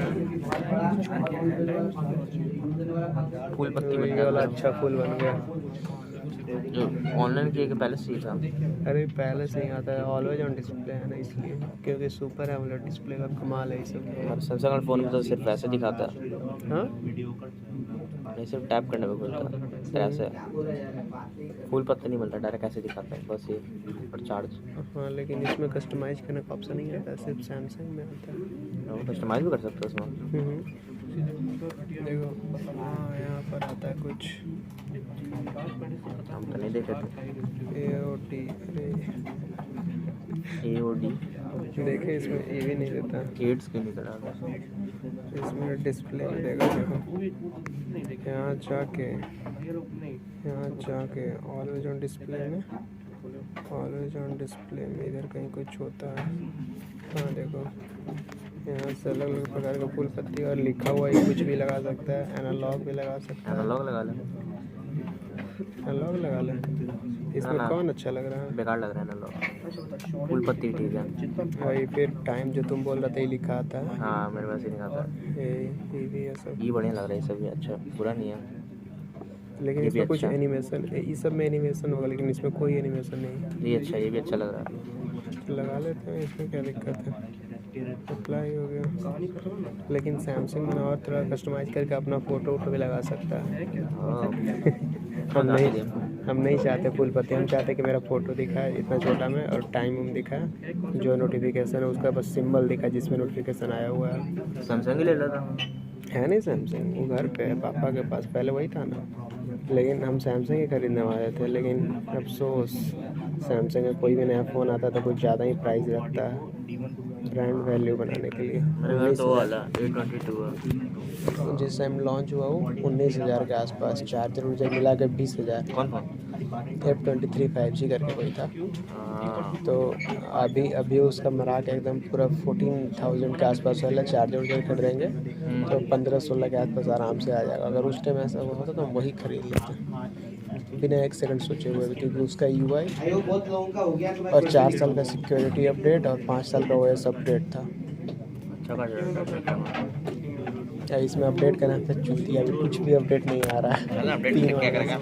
अरे अपडेट तो थोड़ा सिक्योरिटी का अपडेट ज़रूरी होता है। इसमें सी है। कब आखिरी बार कब मिला था? सितंबर, समझ रहा है? सैमसंग में 1 महीने में आता है। हाँ जैसे अगला मंथ स्टार्ट हुआ 1 तारीख को, अगला दिन देखेगा अपडेट आ गया। उसमें आता रहता है। वो फ़ोन रखता अभी तक था एंड्रॉयड 13 का मज़ा लेते रहता है, iPhone 13 नहीं एंड्रॉयड 13। उससे पहले आया था।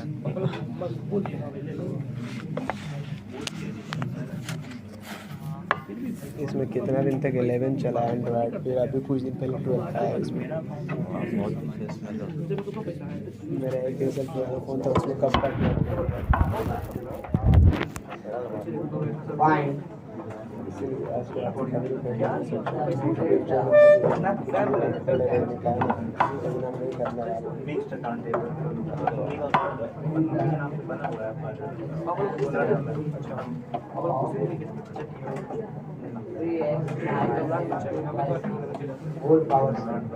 निकालो।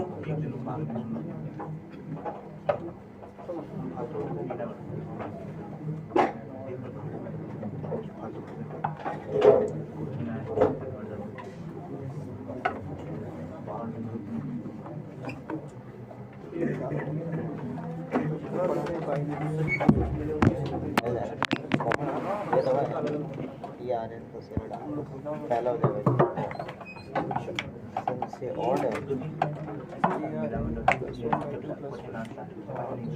इसको as a part of a question use किया जा सकता है, लेकिन एज अ सोलो क्वेश्चन बनाना बड़ा डिफिकल्ट।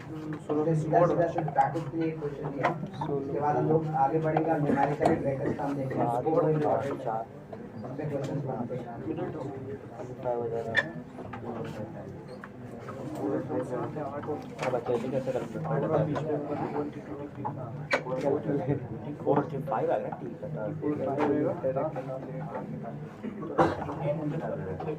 टर्म निकालना है, 8 निकाल रहा है। बढ़िया वाला प्रोसेसर लगा हुआ है, रेट हाइट स्पीड जा रहा है। प्लस 1/2 7 minus 5 कितना होता है? वो प्लस हो गया -1 के ऊपर उसका लगेगा और 5 -1 हो जाएगा -1 6 तो इसी 5 हो गया ये टर्म और मेरे को करने के लिए स्पेशल कॉपी रखा है वही जो मतलब कि पुराना पिछला साल में जो कॉपी को नहीं भरा वही भरा है सब पढ़ा फिर उसको भर देना है ज़्यादा वेस्टेज नहीं है चाहिए ट्रेन तो सही फिर पढ़ाई लिखाई के चक्कर में पेड़ कट रहा है आई होप डिफिकल्ट तो नहीं है, प्रैक्टिस के लिए आपको दिया है कोई बहुत बड़ा चीज मैंने नहीं दी। अब please pay attention. Middle term मांग रहा है और मिडिल टर्म किस पे डिपेंड करता है? छोड़ है ना, देना n क्या दिया हुआ है और तो भाई r का वैल्यू निकाल सकते हैं आप। n अगर 7 है टोटल इसका मतलब r का वैल्यू क्या होगा मिडिल टर्म है ना?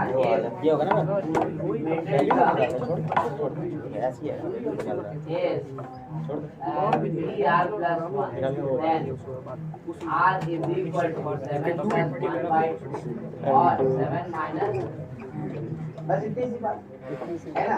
यानी r का वैल्यू हमारे पास कितना आ जाएगा भाई? यहाँ दिख रहा है 4 और क्या 4 ठीक है।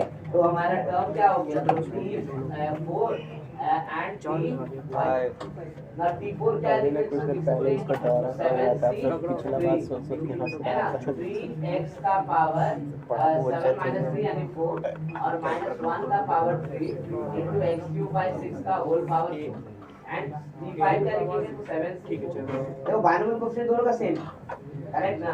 और टर्म क्या हो जाएगा? 3x का पावर 3 -1 का पावर 3 बड़ा चेहरा लाल हो गया 6 का पावर क्या?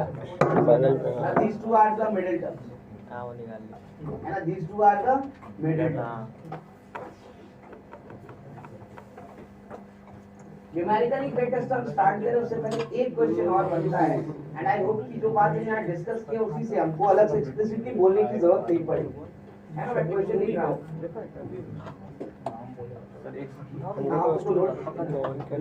आदि बनाइए अभी क्वेश्चन सिर्फ लिख ही रहा हूँ। बहुत पहले जब कुछ शुरू किया था मेरा उस टाइम को एनसीआर का वैल्यू लिखना नहीं है अभी तक लिखते नहीं है देखे भी नहीं है जाके पीछे हो गया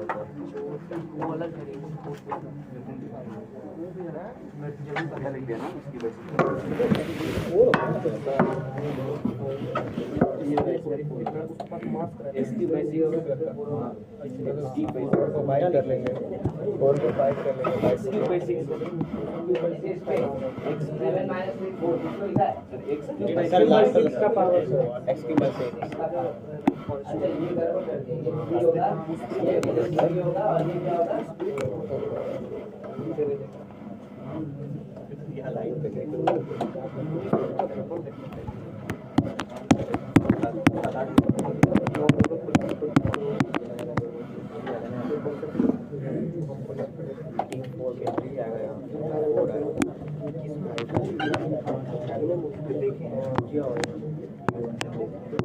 The range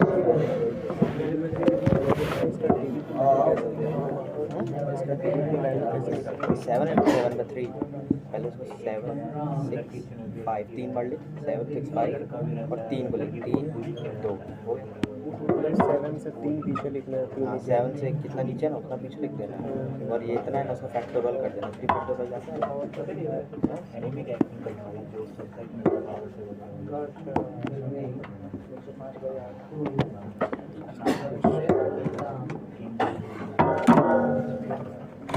around the end.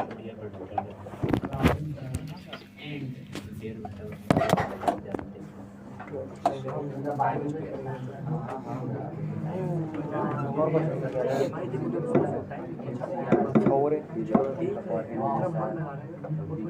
इतना बड़ा क्वेश्चन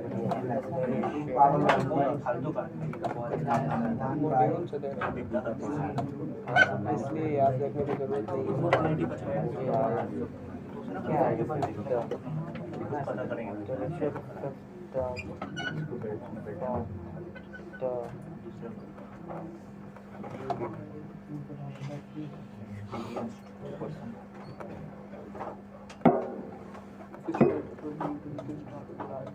यहाँ पर ये बात बोला था, लेकिन थोड़ा सा टेक्निक है इसमें, इसलिए क्वेश्चन पहले अटेंड कर लीजिए, उसके बाद फिर आगे।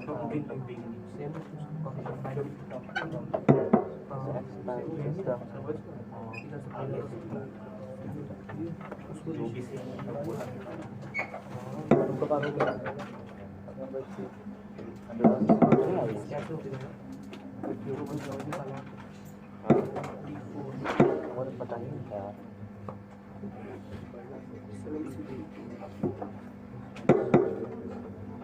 the ratio of the fifth term from the beginning to the ratio of the fifth term from end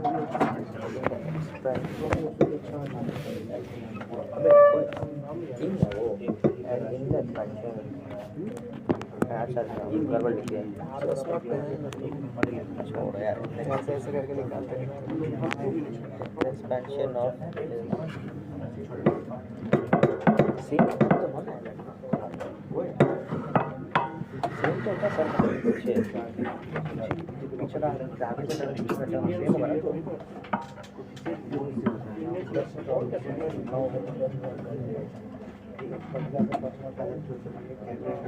अरे सेम होता है कोई नहीं सर ने कहा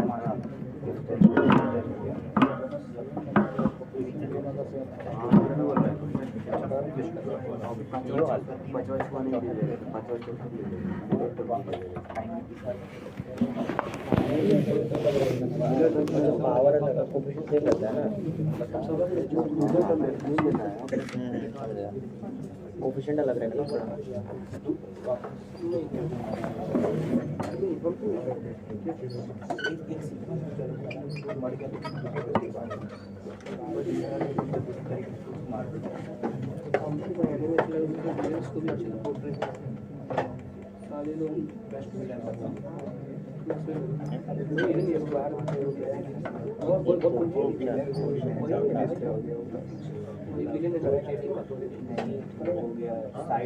फिफ्थ और सिक्स्थ टर्म होगा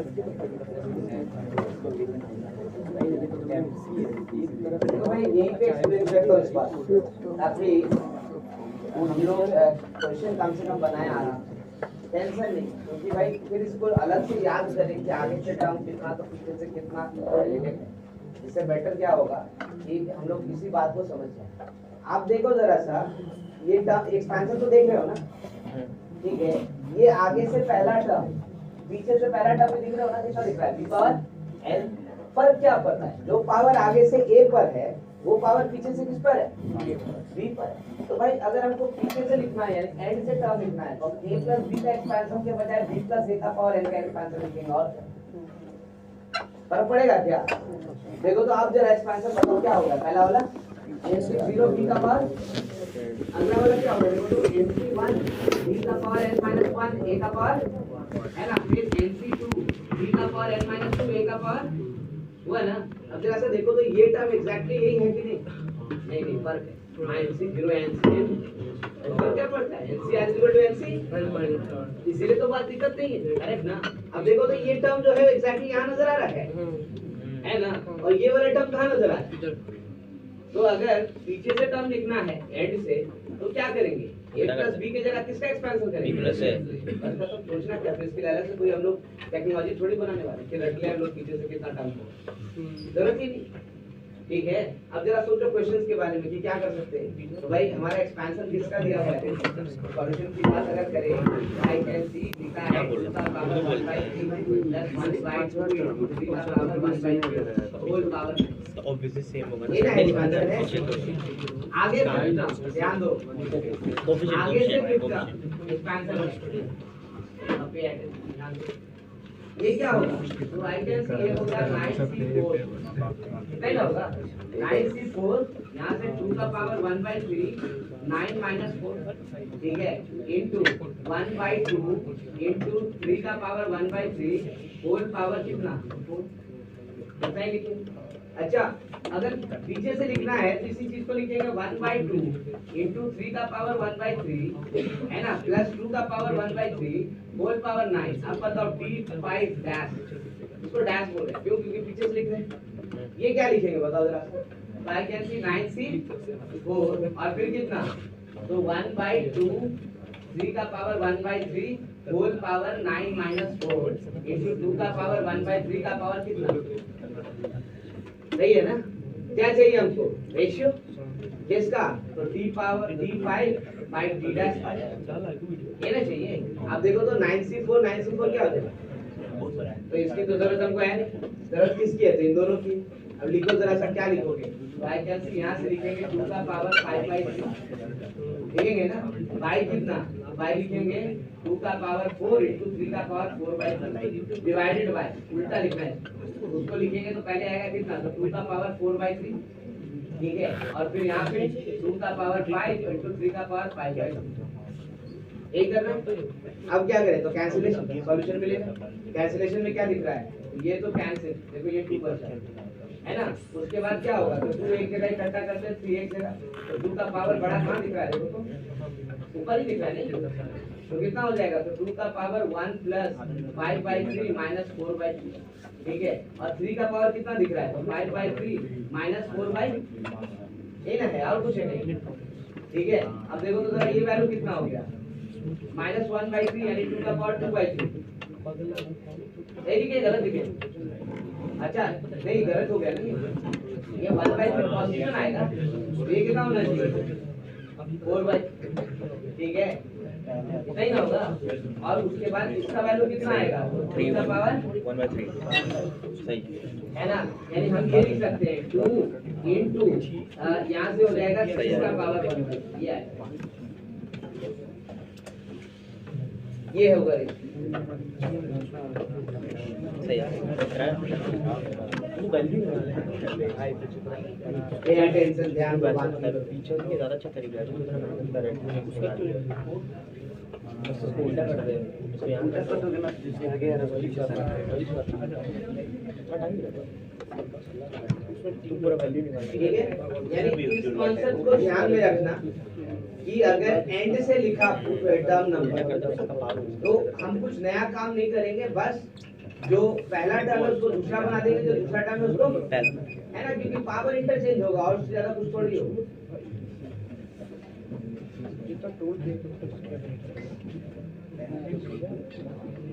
ये और बात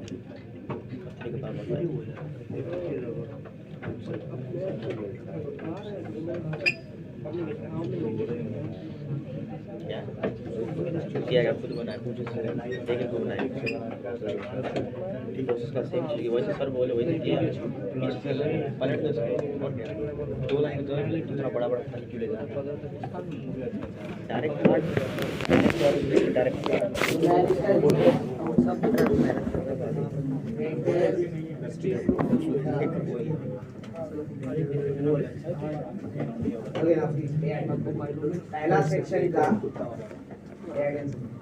पहला सेक्शन का लास्ट कॉन्सेप्ट है जो हम लोग डिस्कस कर रहे हैं। इसके बाद सेकंड कॉन्सेप्ट हम लोग स्टार्ट करेंगे, सेकंड सेक्शन। इसमें सीरीज की बातें करेंगे, जैसा मैंने आपसे कहा पहले है ना। और लास्ट सेक्शन में हमें क्या करना है? न्यूमेरिकली ग्रेटेस्ट टर्म का मतलब क्या होगा? तो भाई न्यूमेरिकली कह रहे हैं, इसका मतलब मैग्नीट्यूड से मतलब नहीं, यानी आप एक्सपेंशन ये वाला लिखिए a plus b whole power है या a minus b whole power, हमें कोई फर्क कास्ट कर देंगे इसको टीवी पे, क्योंकि हम लोग साइन के बारे में सोच ही नहीं रहे। फॉन्ट चला दे हम किसके बारे में सोच रहे हैं? सिर्फ मैग्नीट्यूड। उसके लिए एंड्रॉइड टीवी होना चाहिए, है ना, बात समझ में आ रही है ना? क्यों नहीं तो ऐसा क्या होता? तो भाई दिक्कत ये था कि इसमें जो सबसे बड़ा टर्म होता, इसमें अगर कहीं माइनस आगे लग जाता तो वो सबसे छोटा बन जाता, है ना। तो भाई ये कैसे हम जज करते हैं कि क्या करें? ट्विटर पे क्या मेरे पास आता जज है, करेंगे नहीं, हम क्या जज करेंगे? न्यूमेरिकल मैग्नीट्यूड वाइज कौन सबसे बड़ा टर्म है और कौन सबसे बड़ा टर्म नहीं है, ठीक है ना, हम उसी को जज करेंगे। तो भाई हम ना ये एक्सपेंशन देख रहे हैं ना ये एक्सपेंशन देख रहे हैं, पहले तो हम समझें कि हम किस एक्सपेंशन में इस बात को निकालने जा रहे हैं और तब फिर हम कुछ बातें करेंगे, ठीक है। तो हमने कहा कि भाई हम इस वाले एक्सपेंशन को यूज करेंगे 1 प्लस एक्स होल पावर है। आसान रहेगा समझने में, इंडीड याद रखने में। याद रखने के लिए है बहुत छोटा चीज, जिसको आराम से ऐसे बोला जाए कि याद रख लो काम हो जाएगा, तो अभी तो याद होगा, बाद में भूल जाएंगे, ठीक है। तो मैं जरा समझाऊं कि क्या याद रखने के लिए बोले और क्यों ऐसा हो, ठीक है। तो सबसे पहले इसके एक्सपेंशन में हम बात करने वाले हैं और क्या निकालने वाले हैं, तो न्यूमेरिकली ग्रेटेस्ट टर्म, यानी मैग्नीट्यूड बाय सबसे बड़ा टर्म कौन, ठीक है। तो हम क्लेम करते हैं, हम निकालते हैं प्रोसेस से और फिर आपको दिखाते हैं कि भाई पूरा प्रोसेस याद रखने की जरूरत नहीं है। हालांकि कभी कभी क्वेश्चन में जरूरत पड़ जाता है पूरा प्रोसेस का, तो भाई प्रोसेस भी समझे तब तो बात करेंगे। तो हम कह रहे हैं late TR+1 be the numerically greatest term, numerically greatest term।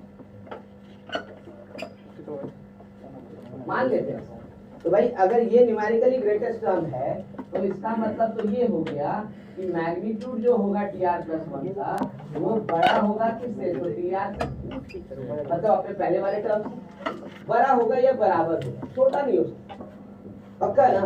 इतना ही नहीं, साथ साथ TR+1 का मैग्नीट्यूड जो होगा वो बड़ा होगा या बराबर होगा अपने बाद वाले टर्म से। भाई अब जब एक्सपेंशन लिखते हैं तो यहाँ इंक्रीजिंग वाला सीरीज दिखता है या तो डिक्रीजिंग। अब हम बोल रहे हैं कि ये न्यूमेरिकली सबसे बड़ा टर्म है तो अपने पहले वाले से भी बड़ा होगा और अपने बाद वाले से बड़ा, करेक्ट ना। ये हो सकता है कि बराबर हो जाए, ये छोटा तो कभी भी नहीं होगा क्योंकि सबसे बड़ा टर्म मान रहे हैं। तो इस कारण से दोनों रिलेशन सेटिस्फाई करेगा, है ना। इसको सॉल्व करते हैं, शायद यहाँ से r का एक रेंज मिल जाएगा कि r इससे बड़ा होना चाहिए, यहाँ से वही r का दूसरा रेंज मिलेगा कि r इससे छोटा होना चाहिए। तो भाई दोनों के बीच में हम आकार ढूंढ लेंगे, ठीक है। तो एक बार कैलकुलेट करें, TR+1 इसके एक्सपेंशन में क्या लिखते हैं बता जरा सा, NCR x का पावर कितना है ना लिखते हैं। अच्छा TR क्या लिखेंगे जरा बताओ, तो NCR-1 x का पावर, गलती ना लिखे देखो तो कैलकुलेशन सही है ना। अच्छा मॉड्यूलस के बारे में क्या ख्याल है, तो भाई यहाँ पे मॉड्यूलस दोनों पे अलग अलग जा सकता है ना 100%, क्यों, ये तो कॉम्प्लेक्स नंबर पे भी होता है, mod of z1 into z2 is equal to mod z1 into mod z2, तो रियल नंबर में तो होगा ही होगा। अच्छा दूसरा NCR पे मॉडुलस लगा के क्या करेंगे भाई, NCR तो हमेशा पॉजिटिव है तो उसमें मॉडुलस रहे या ना रहे कोई फर्क नहीं पड़ता।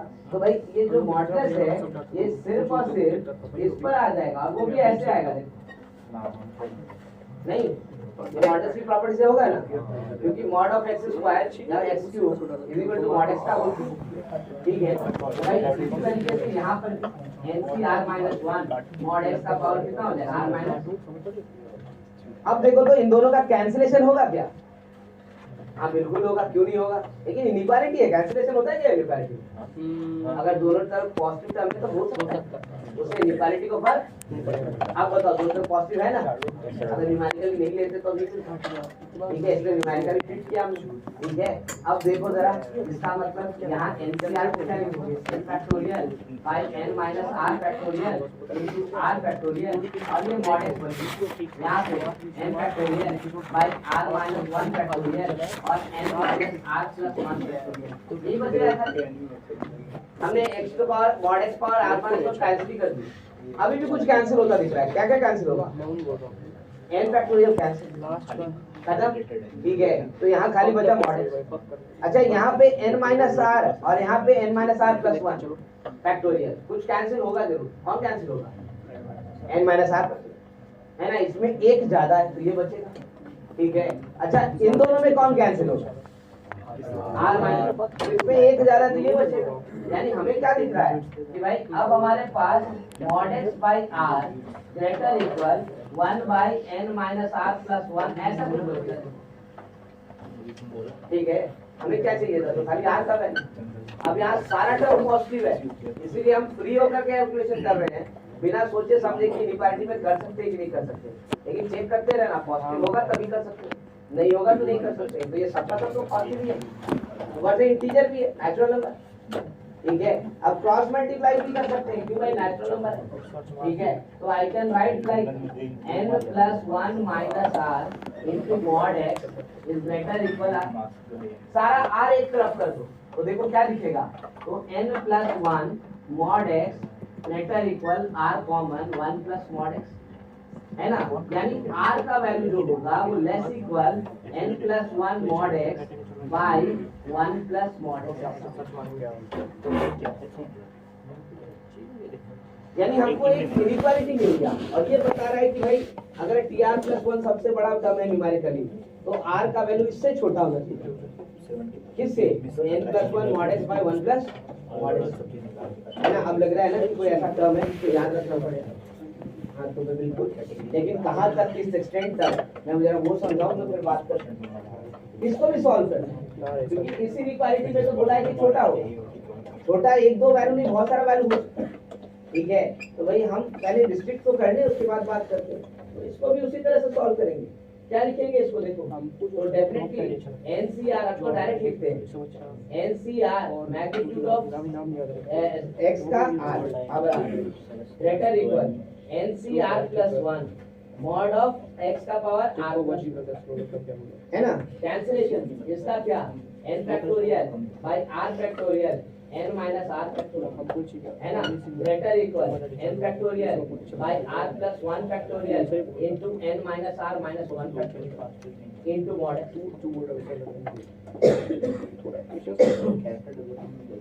देखो फिर n फैक्टोरियल कैंसिल, बचेगा क्या?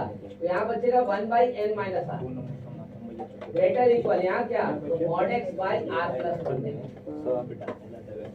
इन मैंने सर कहाँ पे कर दिया तो बात तो सही ना, नेगेटिव खाली r के ही आगे ना, इधर उधर हो गया, डिफरेंट है सेम है, सेम चीज है। n माइनस r प्लस 1 लिखें या n प्लस 1 माइनस r लिखें, दोनों सेम है या डिफरेंट है? कुछ होता है n माइनस r प्लस 1 और n प्लस 1 माइनस r क्या बोला, क्या बोला सेम है डिफरेंट है, बस तुमको एक कंफ्यूजन है। अरे नहीं सर समझ में आ गया ना?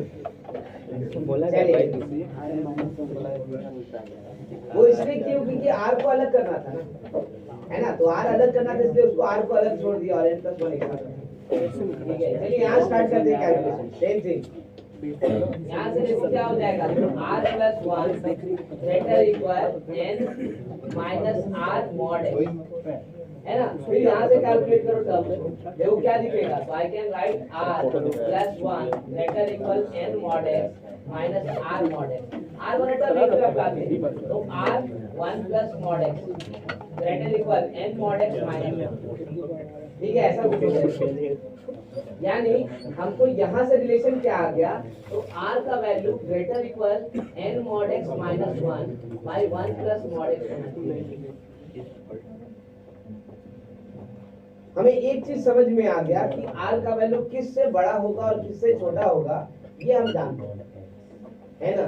लेकिन फिर लग रहा है कि दो दो वैल्यू याद करना बहुत डिफिकल्ट, भूलने का चांसेस ज्यादा है ना। तो हमने कहा कि आप जरा सा ऑब्जर्व करके देखो, हो सकता है दो नहीं एक ही वैल्यू से हमारा काम चल जाए, है ना। कैसे?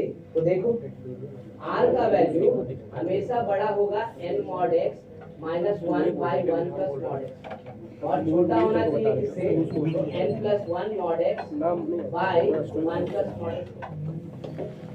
ठीक है ना, ये हमारे पास रिलेशन आया है ना, ध्यान दो बात नहीं करो, ये हमारे पास रिलेशन आया, ठीक है।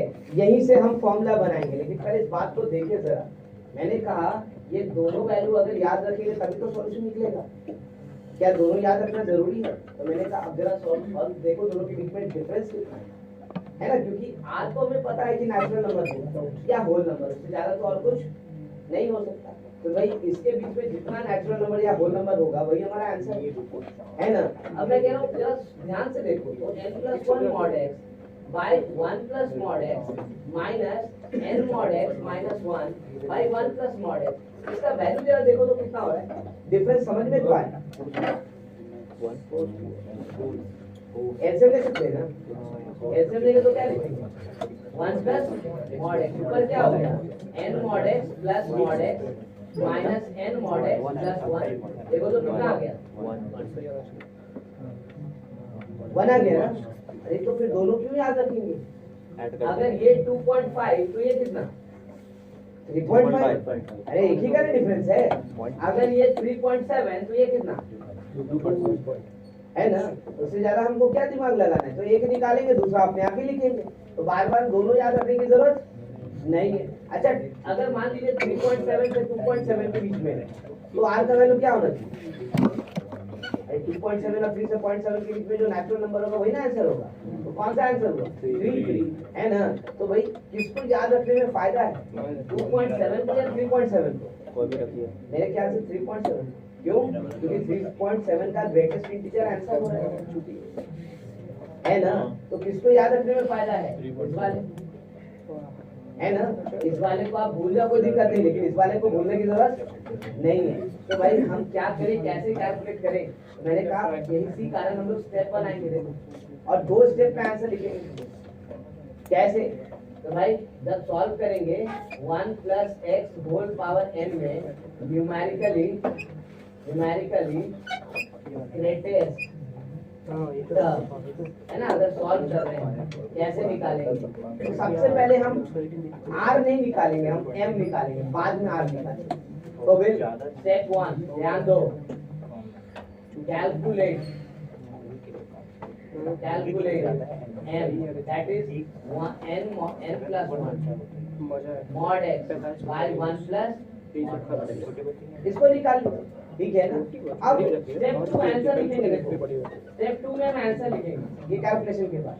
कैसे? तो भाई अगर if m does not belong to natural number, अगर m नेचुरल नंबर नहीं है, ठीक है, तो इसका मतलब क्या हो गया? Then r must be equal to greatest integer। ये कैसे? तो भाई अगर m का वैल्यू 2.3 आ गया तो आपका r का वैल्यू 2.3 और 1.3 के बीच में, तो 2.3 और 1.3 के बीच में इंटीजर कौन है? 2। तो 2.3 का ग्रेटेस्ट इंटीजर ना, काम खत्म। लेकिन अगर मान लीजिए कि m जो है वो नेचुरल नंबर आ गया, तब r का वैल्यू क्या होगा ये बताओ जरा। अगर m का वैल्यू मान लो कि 4 आ गया, ये 4 आ गया, ये 4 है और ये क्या है? 3। अब r का वैल्यू क्या होगा? 4 भी होगा और 3 भी होगा, करेक्ट ना। तो उस केस में हमारा r का वैल्यू m भी होगा एंड साथ में m माइनस, ठीक है। तो मेरा इसी 2 स्टेप में न्यूमेरिकली नोट करो, फिर इस पे क्वेश्चन करके देखो एक बार क्वेश्चन को कैसे। वही तो किया वही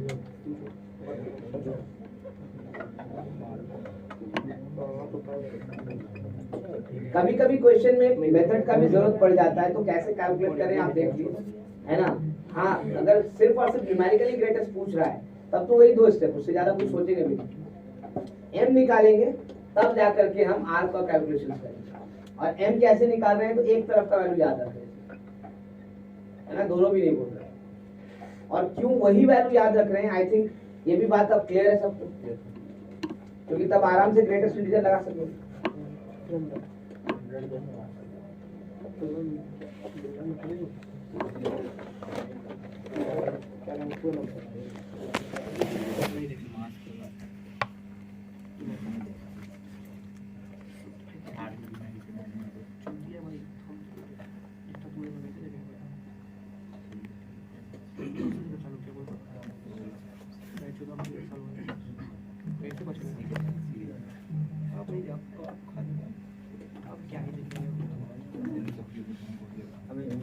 ग्रेटेस्ट इंटीजर होता है ना, 2.5 और 3 लेंगे ना, 2 लेंगे और 3.5 और 3 लेंगे, 2.9 और 2 लेंगे।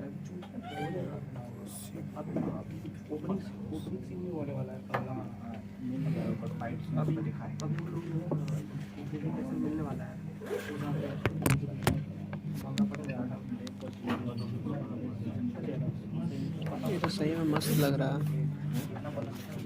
ठीक है लेना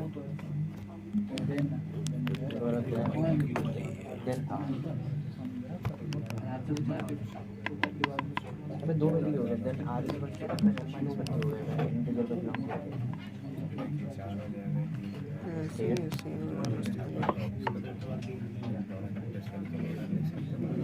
वो बीच का करके आएगा ना। हाँ, आर बीच का काम हो गया।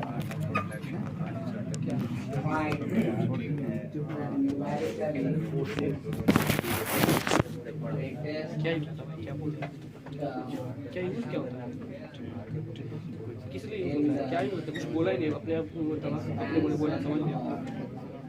2 plus 3x whole power 9 when x is equal to निकाल देखिए जितना लोग उसको बोलता है ना पूरा सीरीज मेहनत किया है तो डिजर्व करता है कौन सीरीज में जो बचा नहीं तो बचा एपिसोड 4 5 से लगा पड़ा सभी के साथ तरह पीछे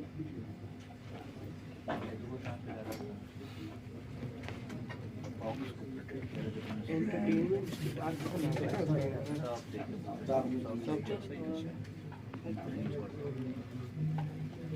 कब देखा था 18 से सीजन 2 आया था ओपनिंग बहुत ज़्यादा जान के समझा स्टैंडिंग वाला एंडिंग है हम एंडिंग मोड क्या सुना है ये गाय हटा हटा टाइम पे 5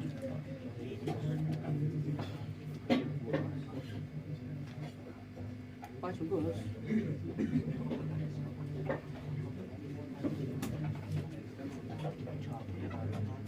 ये सब सेक्शन उतना ज़्यादा इफेक्टिव नहीं है जहाँ तक प्रीवियस इसको देखें जो आपसे हमने डिस्कस किया इसके बारे में जनरल टर्म और नंबर ऑफ टर्म ये दोनों इफेक्टिव है प्लस एडिशनल जो सीरीज बताएंगे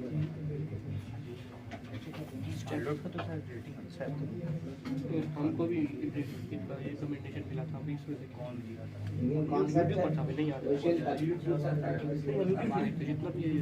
कुछ एनिमे टॉप नहीं अलग है तो चेहरा दिखाता है समझ अनरेटेड नहीं तो मुझको पता नहीं अनरेटेड हो जाता नहीं अनरेटेड है वो कहाँ अनरेटेड है उनको तो बहुत लोग जानते हैं टॉप 10 सस्पेंशन देगा नहीं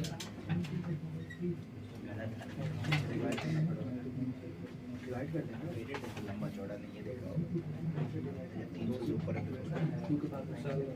लंबा चौड़ा नहीं है 300 से लेकर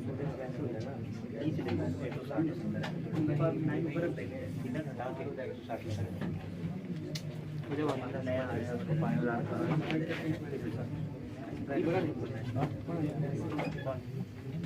क्वेश्चन नहीं लिखे बना ले होना चाहिए ये वाला जो भी नहीं है क्वेश्चन लिखा तो बोर्ड पे बात करने के बजाय क्वेश्चन बना सही बोल रहे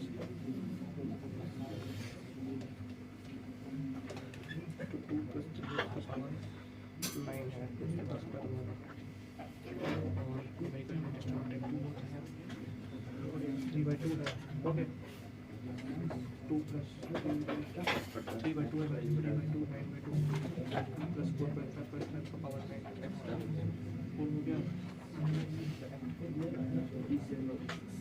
ये कितना ये आई है कितना अरे कितना 76 कुछ वैसे आ रहा है थोड़ा अलग छोड़ो थोड़ा अलग अलग नहीं 30,000 खतरनाक बहुत अलग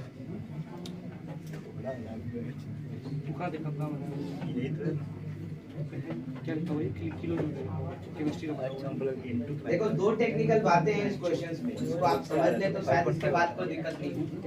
एक तो हमने प्रूफ किस चीज के लिए किया है हम लोगों ने फॉर्मूला जो बनाया है वो किस लिए बनाया है मैंने लिख दिया ऊपर देखो 1 + x होल पावर इसके लिए एंड लेकिन यहाँ इशू क्या है तो यहाँ पर है दिया हुआ 2 + 3x होल पावर क्या तो भाई इस पे तो हम नहीं अप्लाई कर सकते तो क्या करेंगे थोड़ा चेंज करते हैं इसको ऐसे लिख लेते हैं 2 का पावर 9 into 1 + 3x by 2 होल पावर है ना तो अब इस पे अप्लाई करेंगे तो 1 + t होल पावर 9 t का वैल्यू कितना तो 3x by 2 यार x का वैल्यू कितना दिया देखो तो 2/3 ना तो 2/3 अगर लिखा सॉरी 3/2 तो कितना हो जाएगा ये 9/, क्वेश्चन है ना इस पर अप्लाई करें डायरेक्ट से बनाए अब यहाँ से हमको निकालेंगे, यानी इस पे आप क्या करेंगे, बाद में जब आंसर आएगा तो उस पे 2 पावर 9 मल्टीप्लाई करेंगे तो वो इफेक्ट तो नहीं डालेंगे, ठीक है ना। इसके ऊपर अप्लाई करेंगे, यानी हम इस पे फाइंड कर रहे हैं n का वैल्यू कितना निकालेंगे, तो n प्लस 1 mod x या mod t by 1 plus mod t, यही होगा।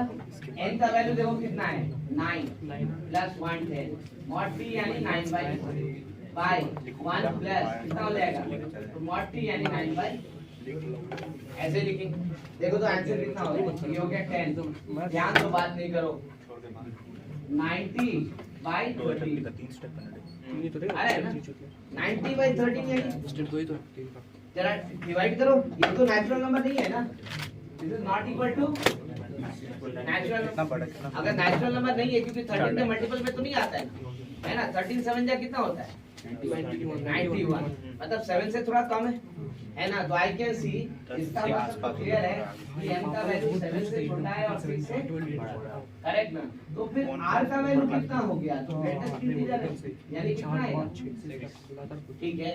तो r का वैल्यू अगर 6 आ गया तो भाई न्यूमेरिकली ग्रेटेस्ट वैल्यू क्या होगा, न्यूमेरिकली ग्रेटेस्ट क्या हो गया बताओ जरा सा। आई कैन लिखो फॉर्मूला, कैसे लिखो तो भाई ध्यान दो, बातें नहीं करो। अगर इसमें लिखेंगे, अगर इसमें लिख रहे हैं तब तो सिंपल है, 9c6 इनटू कितना हो जाएगा, तो 3x/2 होल पावर 6 ऐसे ही लिखेंगे, ठीक है ना। लेकिन दिक्कत है कि हमको इसमें तो क्या करेंगे, तो खाली मल्टीप्लाई कर दो, कितना 2 पावर 9, तो आई कैन मल्टीप्लाई इनटू 2 का पावर, देखो आंसर मिल गया। x का वैल्यू भी जानते हो, x का वैल्यू कितना दिया हुआ है 3/2, आई कैन राइट 9c3 इनटू 9 का पावर 6 बाय 2 का पावर 12, 2 का पावर।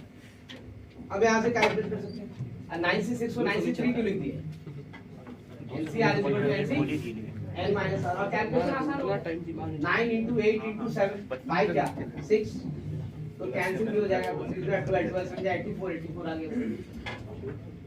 यहाँ भी कैंसिलेशन है ना, नीचे 2 क्यूब आ जाएगा, और कैंसिलेशन 8 से भी कैंसिल होगा, 4 से भी,